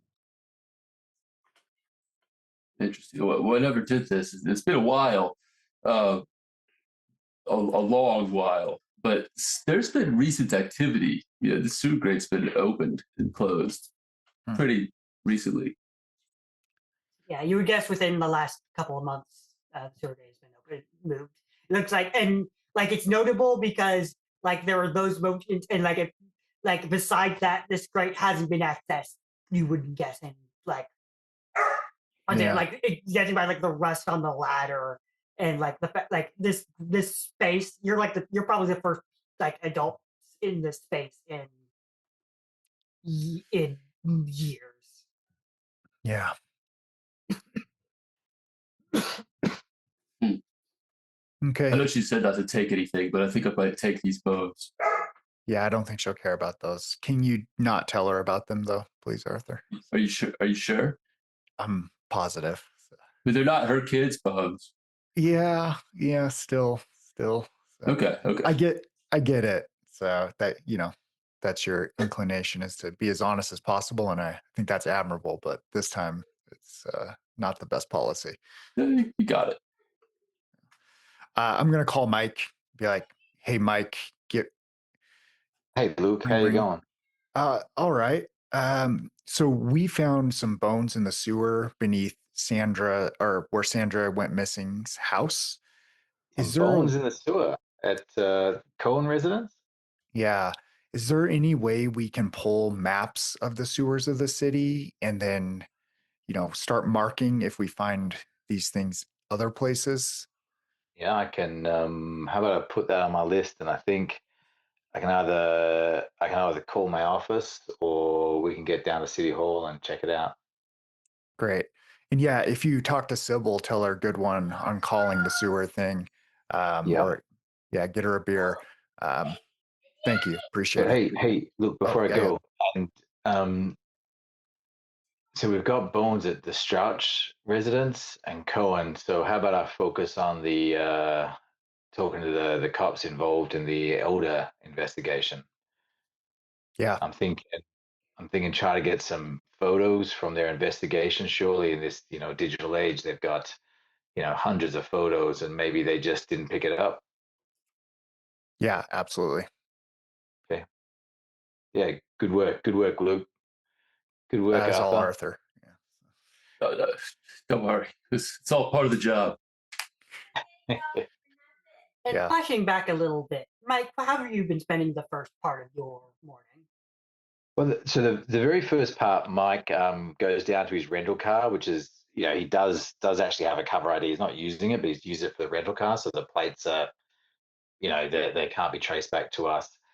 And he packs a backpack, so he's got his sidearm on him anyway. He's got a torch. If he's got a spare torch, that'd be great. So maybe two torches. Mm-hmm. And I'm hoping in my travel bag, my go bag, I've got maybe a taser, something non-lethal, as well as my sidearm. Fair enough. Yep. Okay, so he packs that. And then on the way, so with the report, what I've asked for is the police officers' IDs so I can find them. Yeah. And I'll go to the local precinct. And with that new information, I'd like to really hone in on the officer investigating the elders' disappearance and see if I can maybe call ahead to the precinct to see if I can meet them down there, if that's possible. Yeah. You'll you're on the phone with like a desk jockey for like 10 minutes, and eventually says like, oh yeah, he'll be in around states of time. It's like, and Okay. we'll just check in at the front desk when you get here, send you down to his cubicle. Well, thank you, thank you. I really, really appreciate it. And on the way, he stops and gets he's in New York, so maybe he gets a donut and Mm-hmm. a few other, like a Danish, and no one else is around, so he really carb loads, and he's sort of eating, he's sort of wiping the sugar off his mouth as he walks into the police precinct and says, and walks up to the desk and goes, "Hello, is that Officer, I think Smythe? Smythe, you said earlier?" Yeah, Um, Smythe, he'll be like just it's a desk doc desk jockey. Sort he's a little overweight and looks up at you and he's like, okay, let me check. And he starts looking through like he like flips through on this ancient looking computer, and he's like, all right, yeah, you want to head down, there, go to the bullpen, you'll find Detective Smythe over at the cubicle in the like right corner. Much obliged, much obliged. So I just walk through Mhm. and wait in the cubicle, make myself at home, but not be disrespectful. So I'm ready for when the detective arrives. Yeah, and he's like he's like 10 minutes late. This, like sort of this 30-something, very muscular white man, sort of, saunters up, gets into his normal chair, And and yeah, so seems back. Detective Smythe, it's Agent Whitaker. Yeah, I spoke to you early on the phone, and I got a few questions. We have in back in Virginia, we've got a few interesting cases which might have some parallels to a few cases up here in New York, Oh, and I believe you worked on one of them. I was hoping I could ask you some questions. yeah. You mentioned that Elders was the one you were looking for. Yeah. Yeah, yeah. The Devon Elders, a young black male. Sorry, Devon was the father. Franklin Elders was the 11-month-old child. You wouldn't believe it. 11 months had Yeah. disappeared. I don't know how a father can let his kid wander in the city like that. Yeah. You know. It's a Yeah. As far as shame. I know, yeah, we did a pretty extensive search on that one. Had a public outreach campaign, everything. Um, yeah, we were looking into it, and yeah, we're that one's pretty much closed at this point. If you don't find a kid, this late in, they're they're gone.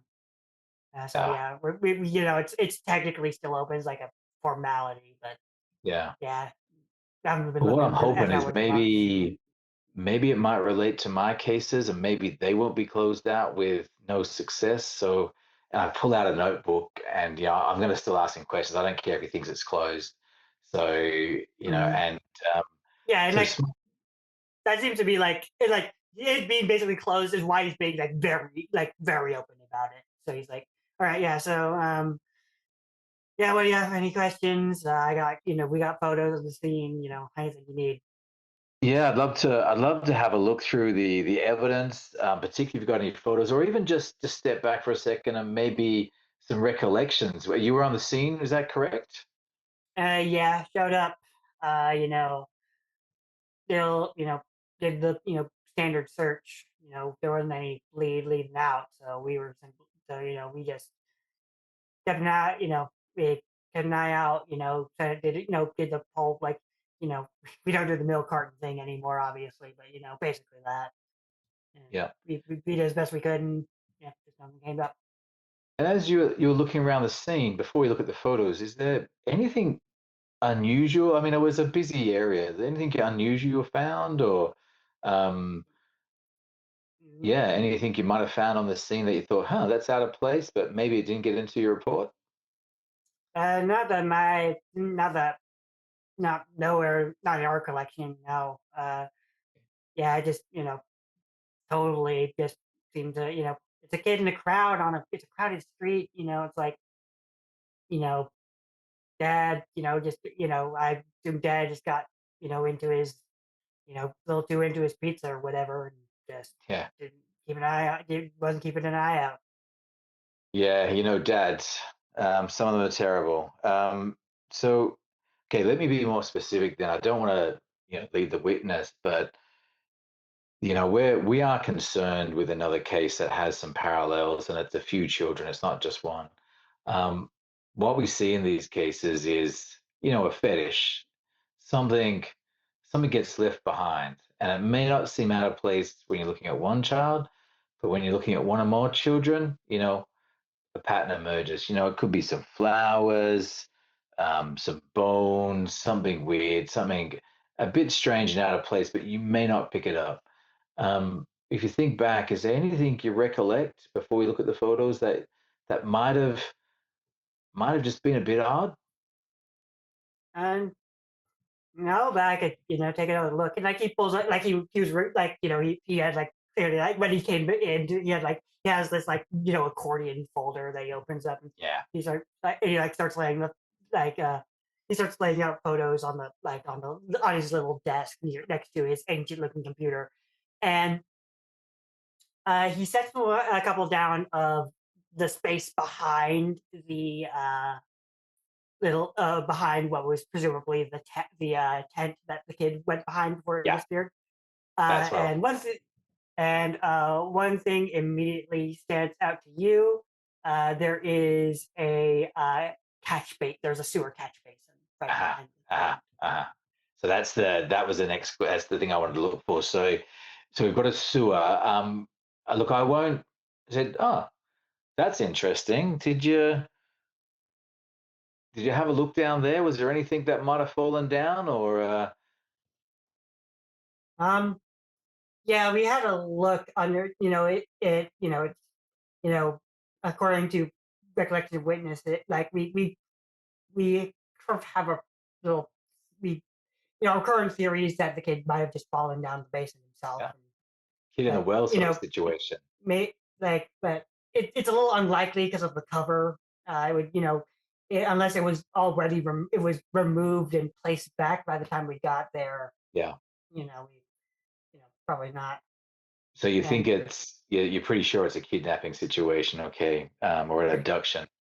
Okay, well, look, that's interesting. So let's just keep on scanning through. So I'm still interested in anything weird left behind or anything else. So let's keep on scanning through. yeah, So I'm starting to think, because Luke luckily rang me up earlier, it's worthwhile we get out on the scene and have a look down that sewer.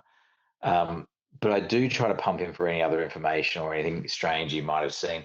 I say, do you mind if I take a copy of that and get a yeah. photocopy of the He'll picture? give you like a photocopy, and it's as you're looking through the photos of the scene, you don't see any of the leftovers, anything like, or the bones or anything like that. But sort Yeah. of scanning through them, you don't see it. It seems pretty. And you're looking through witness statements, and they all pretty much corroborate his uh, elders' story. And Yeah. he'll even like he had you like a thumb drive, like, and he plugged a thumb drive into like his computer that has the security footage from the two Oh, great. cameras. The camera footage, great. Hmm. So can we, because I mean, look, it doesn't work on my phone and my laptop. I look in my wallet and I've got two post-it notes in there. One's for the username and one's for the password. So they're secure because they're separate, right? Hmm. So I've got that there. I'm gonna have to look. I'll put that away and maybe I'll look at it later on. But maybe if you can quickly run me through the video. Um, and do I Uh, notice anything on the video? we initially had some suspicions about the father, but we tracked down those videos, and we I checked a look. We took a look over them. Looked pretty much exactly what he said. He was, sitting down eating pizza. Looked down, looked back up, ran towards the tent, and there's not an angle of the tent. What was back there behind the tent, just the street Uh, itself. So that's Look, about. and looks like you've done a thorough job. That would have been my next question. So, look, thank you, Detective Smythe. Do you mind if I take your number and give you a call if there's any Yeah, other yeah, questions yeah. I have? And like he'll like he like there's like a little like stack of sticky notes on his desk that Yeah. he'll like peel one off and like grab a pencil and like scribble it down, hand it to you. Look, and I think at that stage, so the other two police officers, would they be at this precinct, or would I have to go out and find them as well? Um, I don't know, my New York precincts, assumedly in this wide an area, you're looking in multiple neighborhoods. Assumedly, there's probably one or two other precincts. So what I might do is I might call Luke and go just call him. Beep, beep, beep, beep, beep, beep, beep, beep, Assumedly, beep. this will be the same. Like judging by time scale, it's probably the same phone call you were on before it cut to you. Yeah, probably it's in parallel. And say, well, wouldn't you know it, Luke? There's a sewer cover at behind the food truck down at Okay. the Borum Hill neighborhood where the elder kid went missing. Um, Yeah. what No I'm thinking surprises, I is, guess.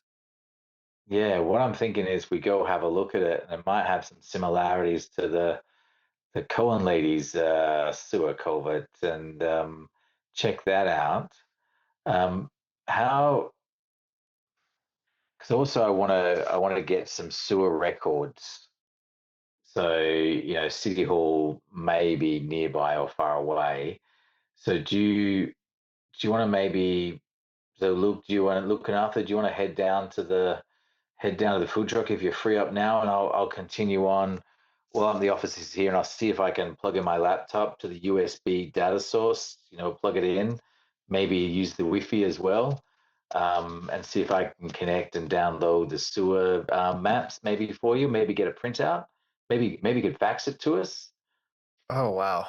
Um, a lot of words you said in there I didn't quite catch, but I think I catch what you're trying to get Technical. across. Yeah, yeah, very technical. But yeah, we can check out the other sewer. You can focus on getting the records if you want. I don't know if you being on site is necessarily needed. Arthur here seems to be good at looking through stuff, as long as he keeps his mouth shut around grieving mothers.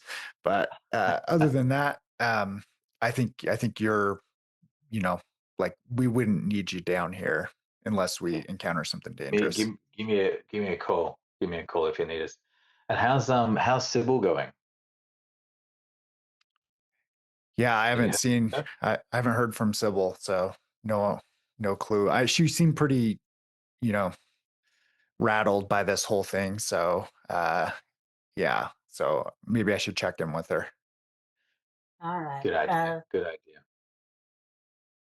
Then we can cut back over to Sybil.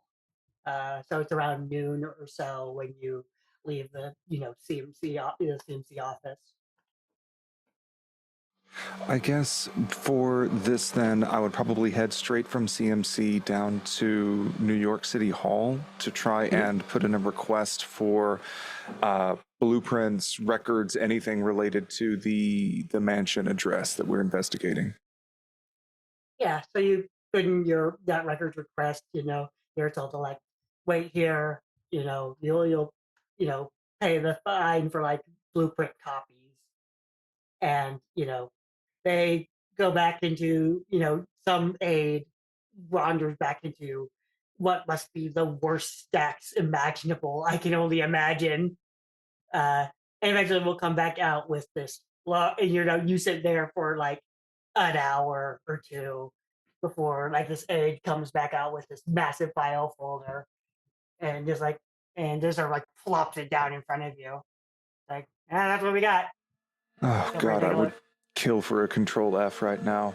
I'm gonna I text a know, this photo is of on it to paper. Luke if he asks, like, how are you doing? It's just like looking at this god awful file folder. Yeah, Sad thumbs up. yeah, I'll just respond, sorry, LOL, and then um, say, finding weird bones and stuff over here.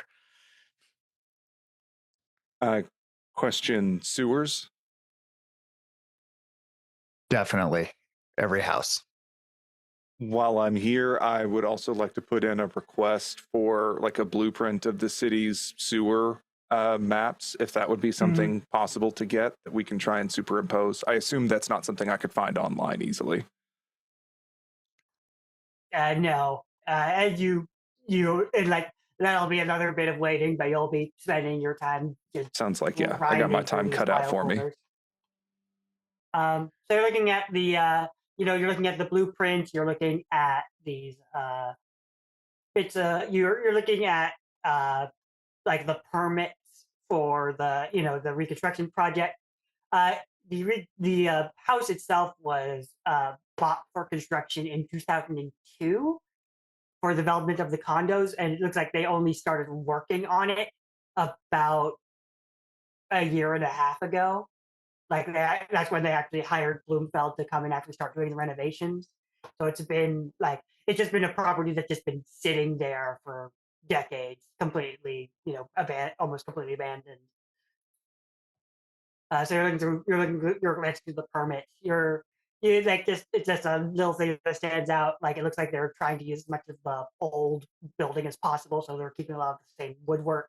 They're keeping a lot of like the build like the obviously the walls are being shifted around, but you're and excluding obviously like the big the main supporting walls. But it looks like, but yeah, as you're looking through, you see like it looks like a plan for a couple of a condo on it looks like about 3 or 4 condos on each floor, and then 2 penthouses on the top floor. Yeah, Is is that? Mhm. Go ahead, go ahead. I was like, I just mentioned specifically, you mentioned the owner of Bloomfield Associates, who's the guy whose like name is on all the lease. Is the guy who his name is on all, at least on the current construction stuff. Uh, is Edward F. Bloomfield, age 29. I seem to have a pretty, Bloomfield Associates seems to have a pretty decent reputation as far as construction crews go. If Xenov itself has seems to be mostly just a background company, a big guy, kind of company that just buys up properties, lets everyone else do the work, and you know, collects the check. Okay, so if this Xenoft company, I mean, kind of just sounds like corporate house flippers, more or less. Basically, Could I do any research into this Bloomfeld Associates and Edward Bloomfeld? I'm just curious if there's any kind of criminal record or odd news that might be associated with them. It's too odd that this building has been dormant for 20 years. Now they're getting activity, and now we're seeing missing kids. I think at this point, Sybil is like, she is not brushed up with the unnatural. She is very much looking for a human culprit for everything. just the weirdest thing is that it looks like they're just behind schedule. This was supposed to be this was supposed to be like a 2 or 3 year easy project, and they're like, it looks like they are like they should be coming up on the date when that the building is finished and ready for people to move in, but you saw the outside, it's definitely not there yet. But as far as like Bloomfeld himself, you start doing, you pull up a computer, you can find a bit of a you get on their website, it looks pretty, looks like they've got at least a graphic designer, on staff, but everything, it seems pretty obvious. You said your computer science, you said, was pretty high, right? Yeah, I'm pretty sure it is 80. Yeah. Oh yeah. If they've got a website like this, you're thinking you could like through this website you could probably get into some employee records. You've got enough access to, presumably this website is connecting some, their servers, which could connect to, their employee records. Like you could probably just remotely access, and if you wanted to, break the law to do it, you would be able, you could pretty easily get quite a bit of access to, you know, everything about this company.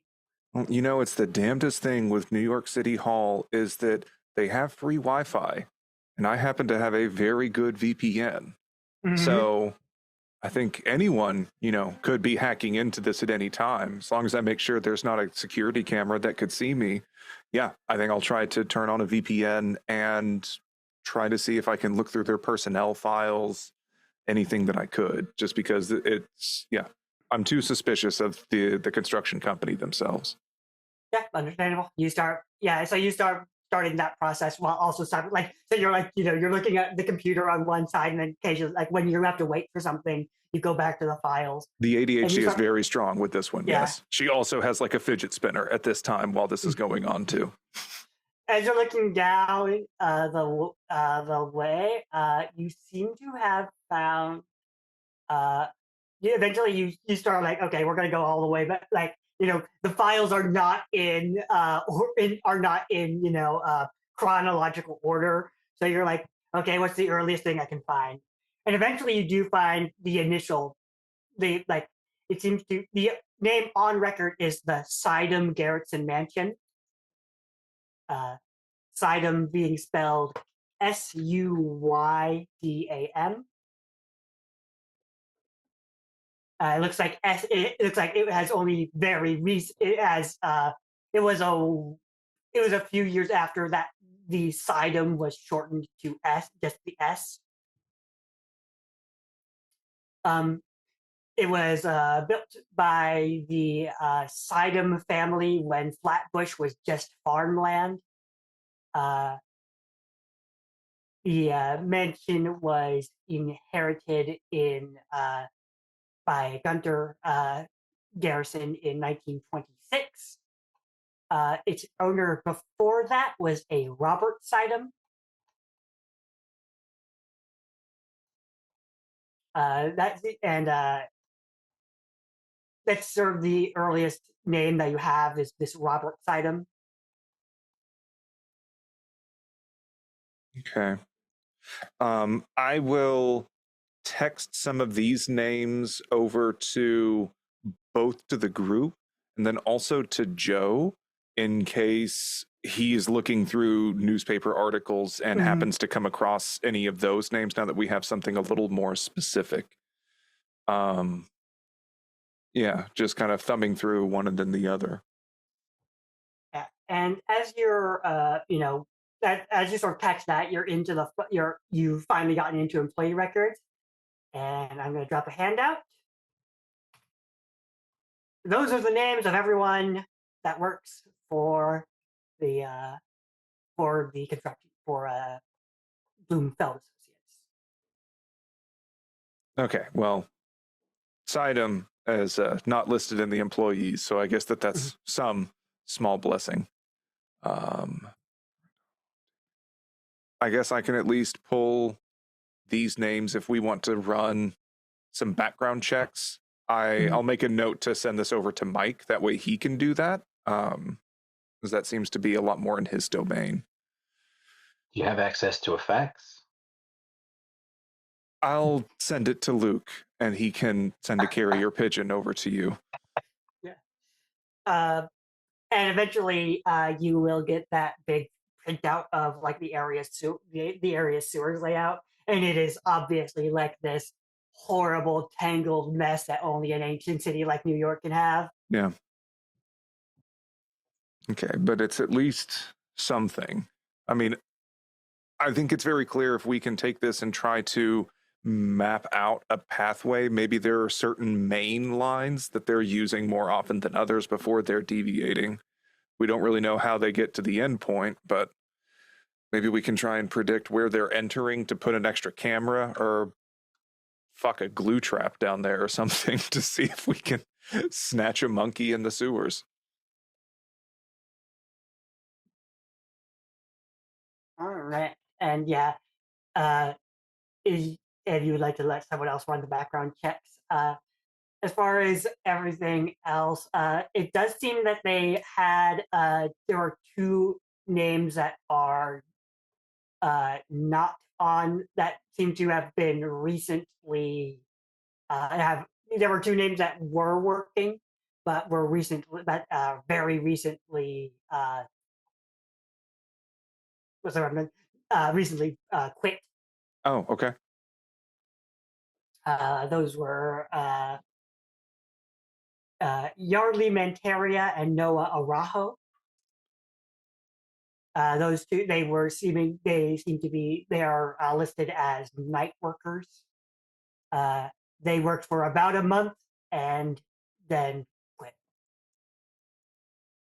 All right. That definitely sounds like someone else that we should interview. Could you put those names in Yeah, chat, I'm putting in please? chat. Thank you.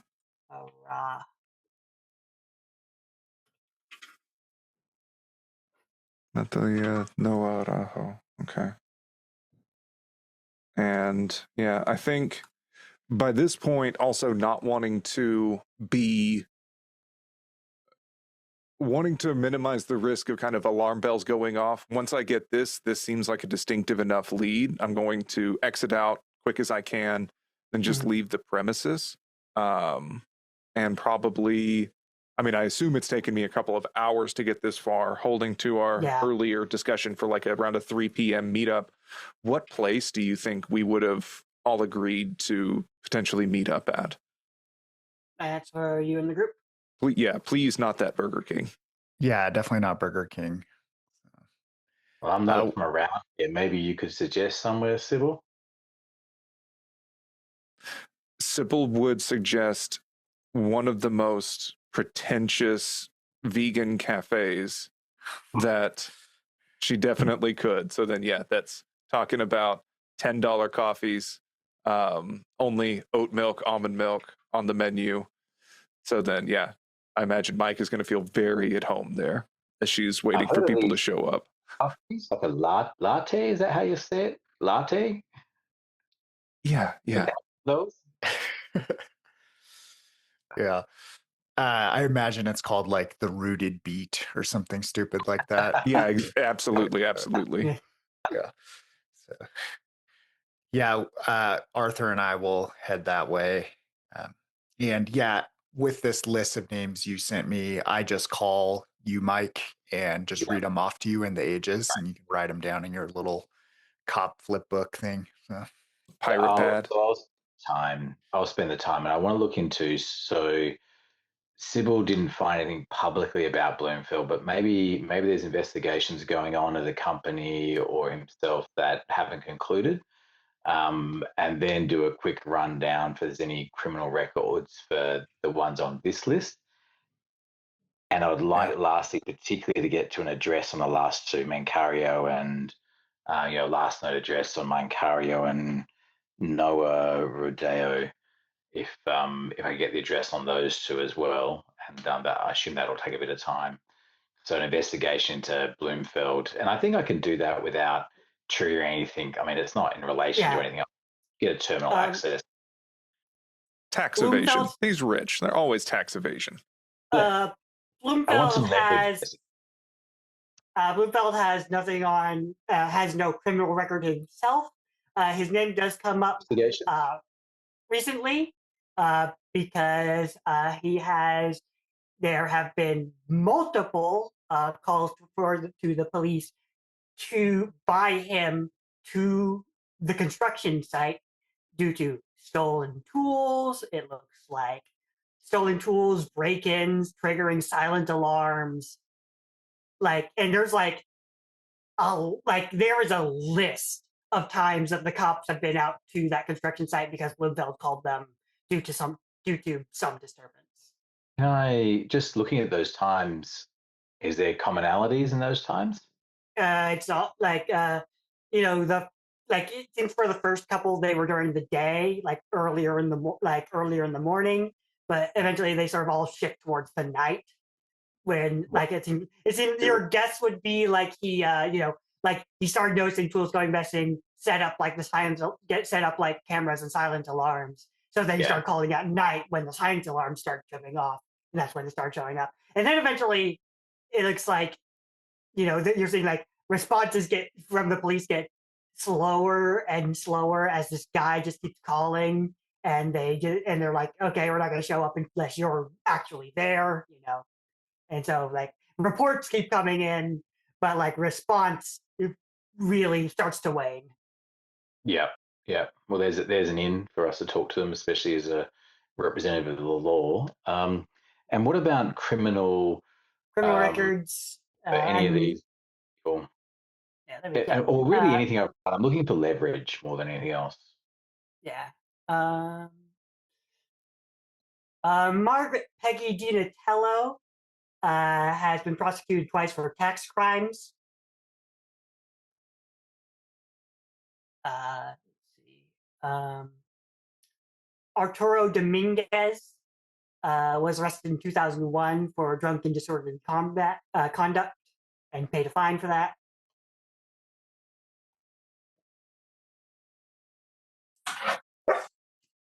Let me see. And Mark Garrity was spent 5 years in prison at the Otisville Correctional Facility for manslaughter on his 21st birthday due to the accidental death of his brother. Any details on that? Was it drunk driving, a one-punch situation? They get into a fight, stole his girlfriend. He struck his brother in the face, and his brother's head connected to the corner of a dining room table. Oof. Okay, he's got a temper. Mm-hmm. Okay. According to his records, model prisoner earned his degree in electrical engineering while in prison. and has worked for Bloomfield for 3 years since he got out. Yeah, yeah. So I'm tapping away at this green screen computer, tap, tap, tap, and just seeing if I can find the address or last known address of the two night workers that Yeah, you can find those. Great. Local? Yes. Brilliant. So A couple other things. Peter Platt, arrested for assault in 2002.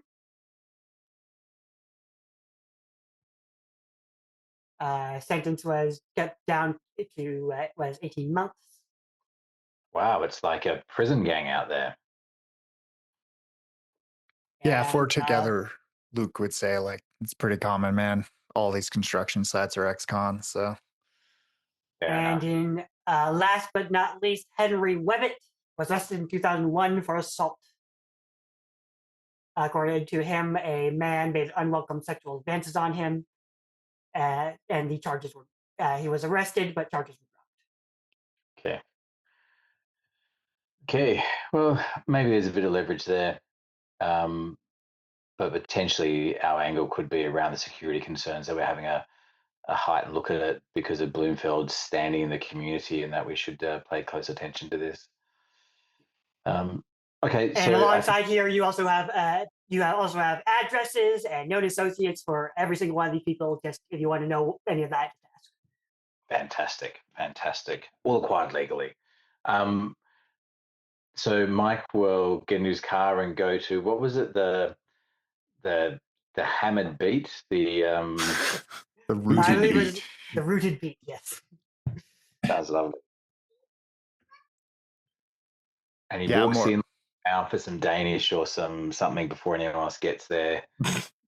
You think he's really, really disappointed. You have a safety Big Mac in your bag, just like in case as an insurance. Oh, I had one of those cheeseburgers that none of you touched from the other day. It's wrapped up in his coat pocket. Oh, Yeah. Yeah, I would already be there. I would order Arthur like a vitamin C shot, wheat grass juice thing. yeah, he needs it. Get him two. Yeah. Yeah. It's on me, buddy. Oh gosh, this stuff looks. Well, I smell it, but I can't really smell anything. But That means you need it. Yeah. Don't worry about how it tastes because it's not going to be good. Think of it like medicine. Oh, I love that stuff.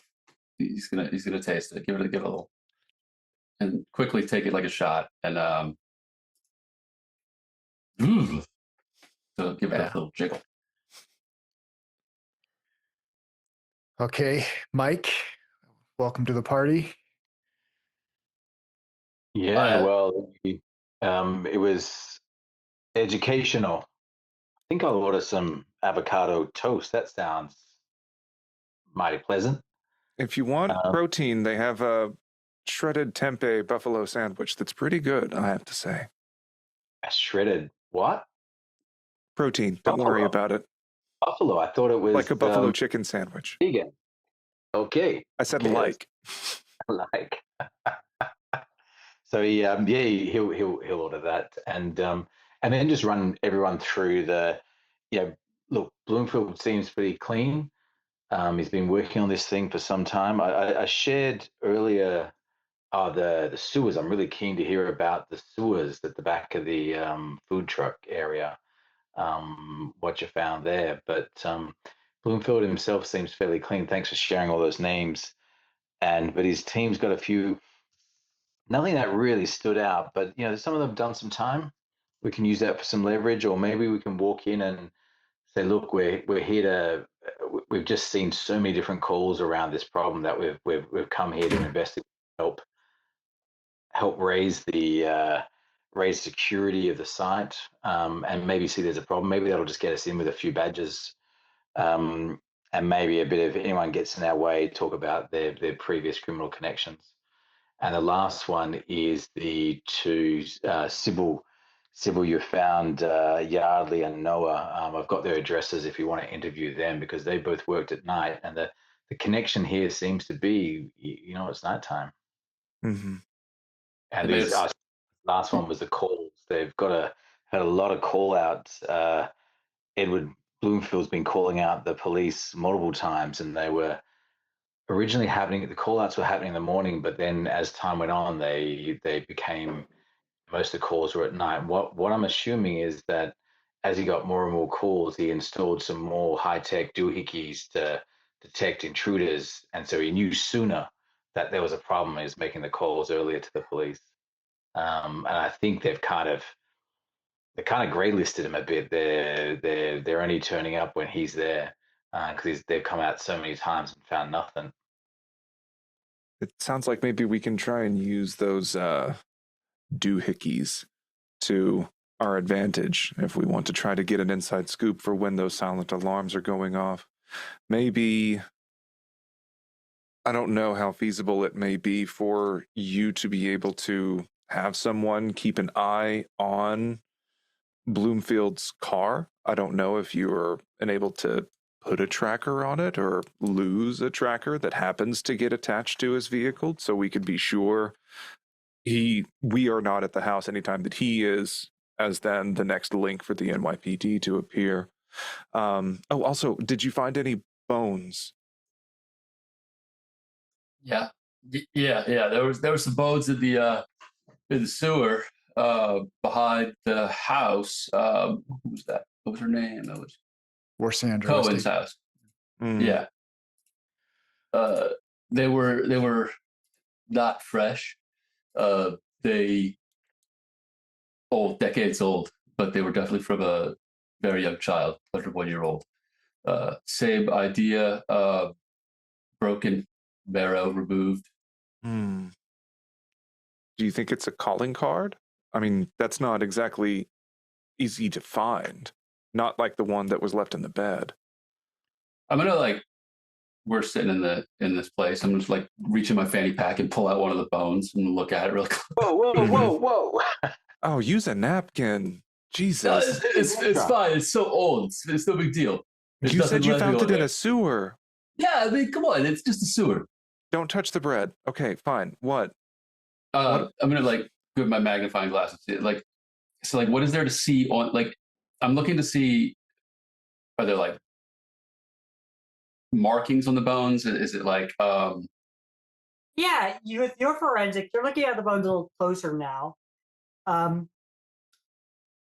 You're seeing what you think are markings consistent with an animal, something something not like a something huge, but we're seeing a lot of scratch marks, like this thing was handled by something with claws. interesting? They're not super deep into it. They're not it's not like a monster, not like the scratch, like the claw marks on a monster can or whatever. Yeah, but it looks like this has been handled by, pretty heavily handled by an animal. Like You a would monkey. assume you would assume that's also what snapped it open, assumedly. Yeah, it's got to be monkeys. Monkeys have nails. They could easily claw this stuff up. And monkeys. Little do you know, most people don't realize it, but chimpanzees are fucking cannibals. They're vicious. They'll tear people up. They'll break their bones, and they'll eat their marrow, and they'll eat their brains and shit. So, doctor, not to make too light of it, are you sure? Are you sure these are human bones and not some sort of primate bones? Almost positive that these are bones of an infant. Yeah, and they're not human bite marks. They're monkey claws. Well, I can't say for sure. I'm not an expert in animals, but it does not look like human wear and tear. Yeah. I hate to say, but I'm pretty sure this Bloomfeld guy didn't invest in the Ringling Brothers Circus before getting this house, so who the fuck is training monkeys to snatch kids? I can't believe I just said that out loud. Jesus Christ. Oh my Sybil, God. you wanted to know what the unnatural meant? Here you Monkeys. This Stealing isn't children. unnatural. This is just absurd. Well, if it remains absurd, then it's a good thing. Trust. She's Um, pulled out her vape and is just kind of like tapping it. There's a very clear no smoking sign, but it's just like getting that itch. Okay, so monkeys are kidnapping babies in the city through the sewers. Yeah. What are we going to do? I think interviewing the two could at least get us some more corroboration with what was her name? Nora? Moda. Mona Oh no. from last night. We have a few hours until sunset. It seems we have about a week before the next kidnapping, assuming they're sticking to the same schedule. Yeah. I mean, I don't want to force everybody to make a sand check, but lifting that sewer grate with Arthur, like, I just don't see how a normal monkey would be able to open that. Yeah. And the spaces they were fitting in the sewer, I don't know. That I don't even know Like- if it's a monkey. So yeah. as far as the infants, like you saw those, like they were like 2 feet wide. You could probably get an infant in there, but like definitely you couldn't get in there. But Something has the strength of two grown men pulling a manhole off, but is this size, is what I'm saying.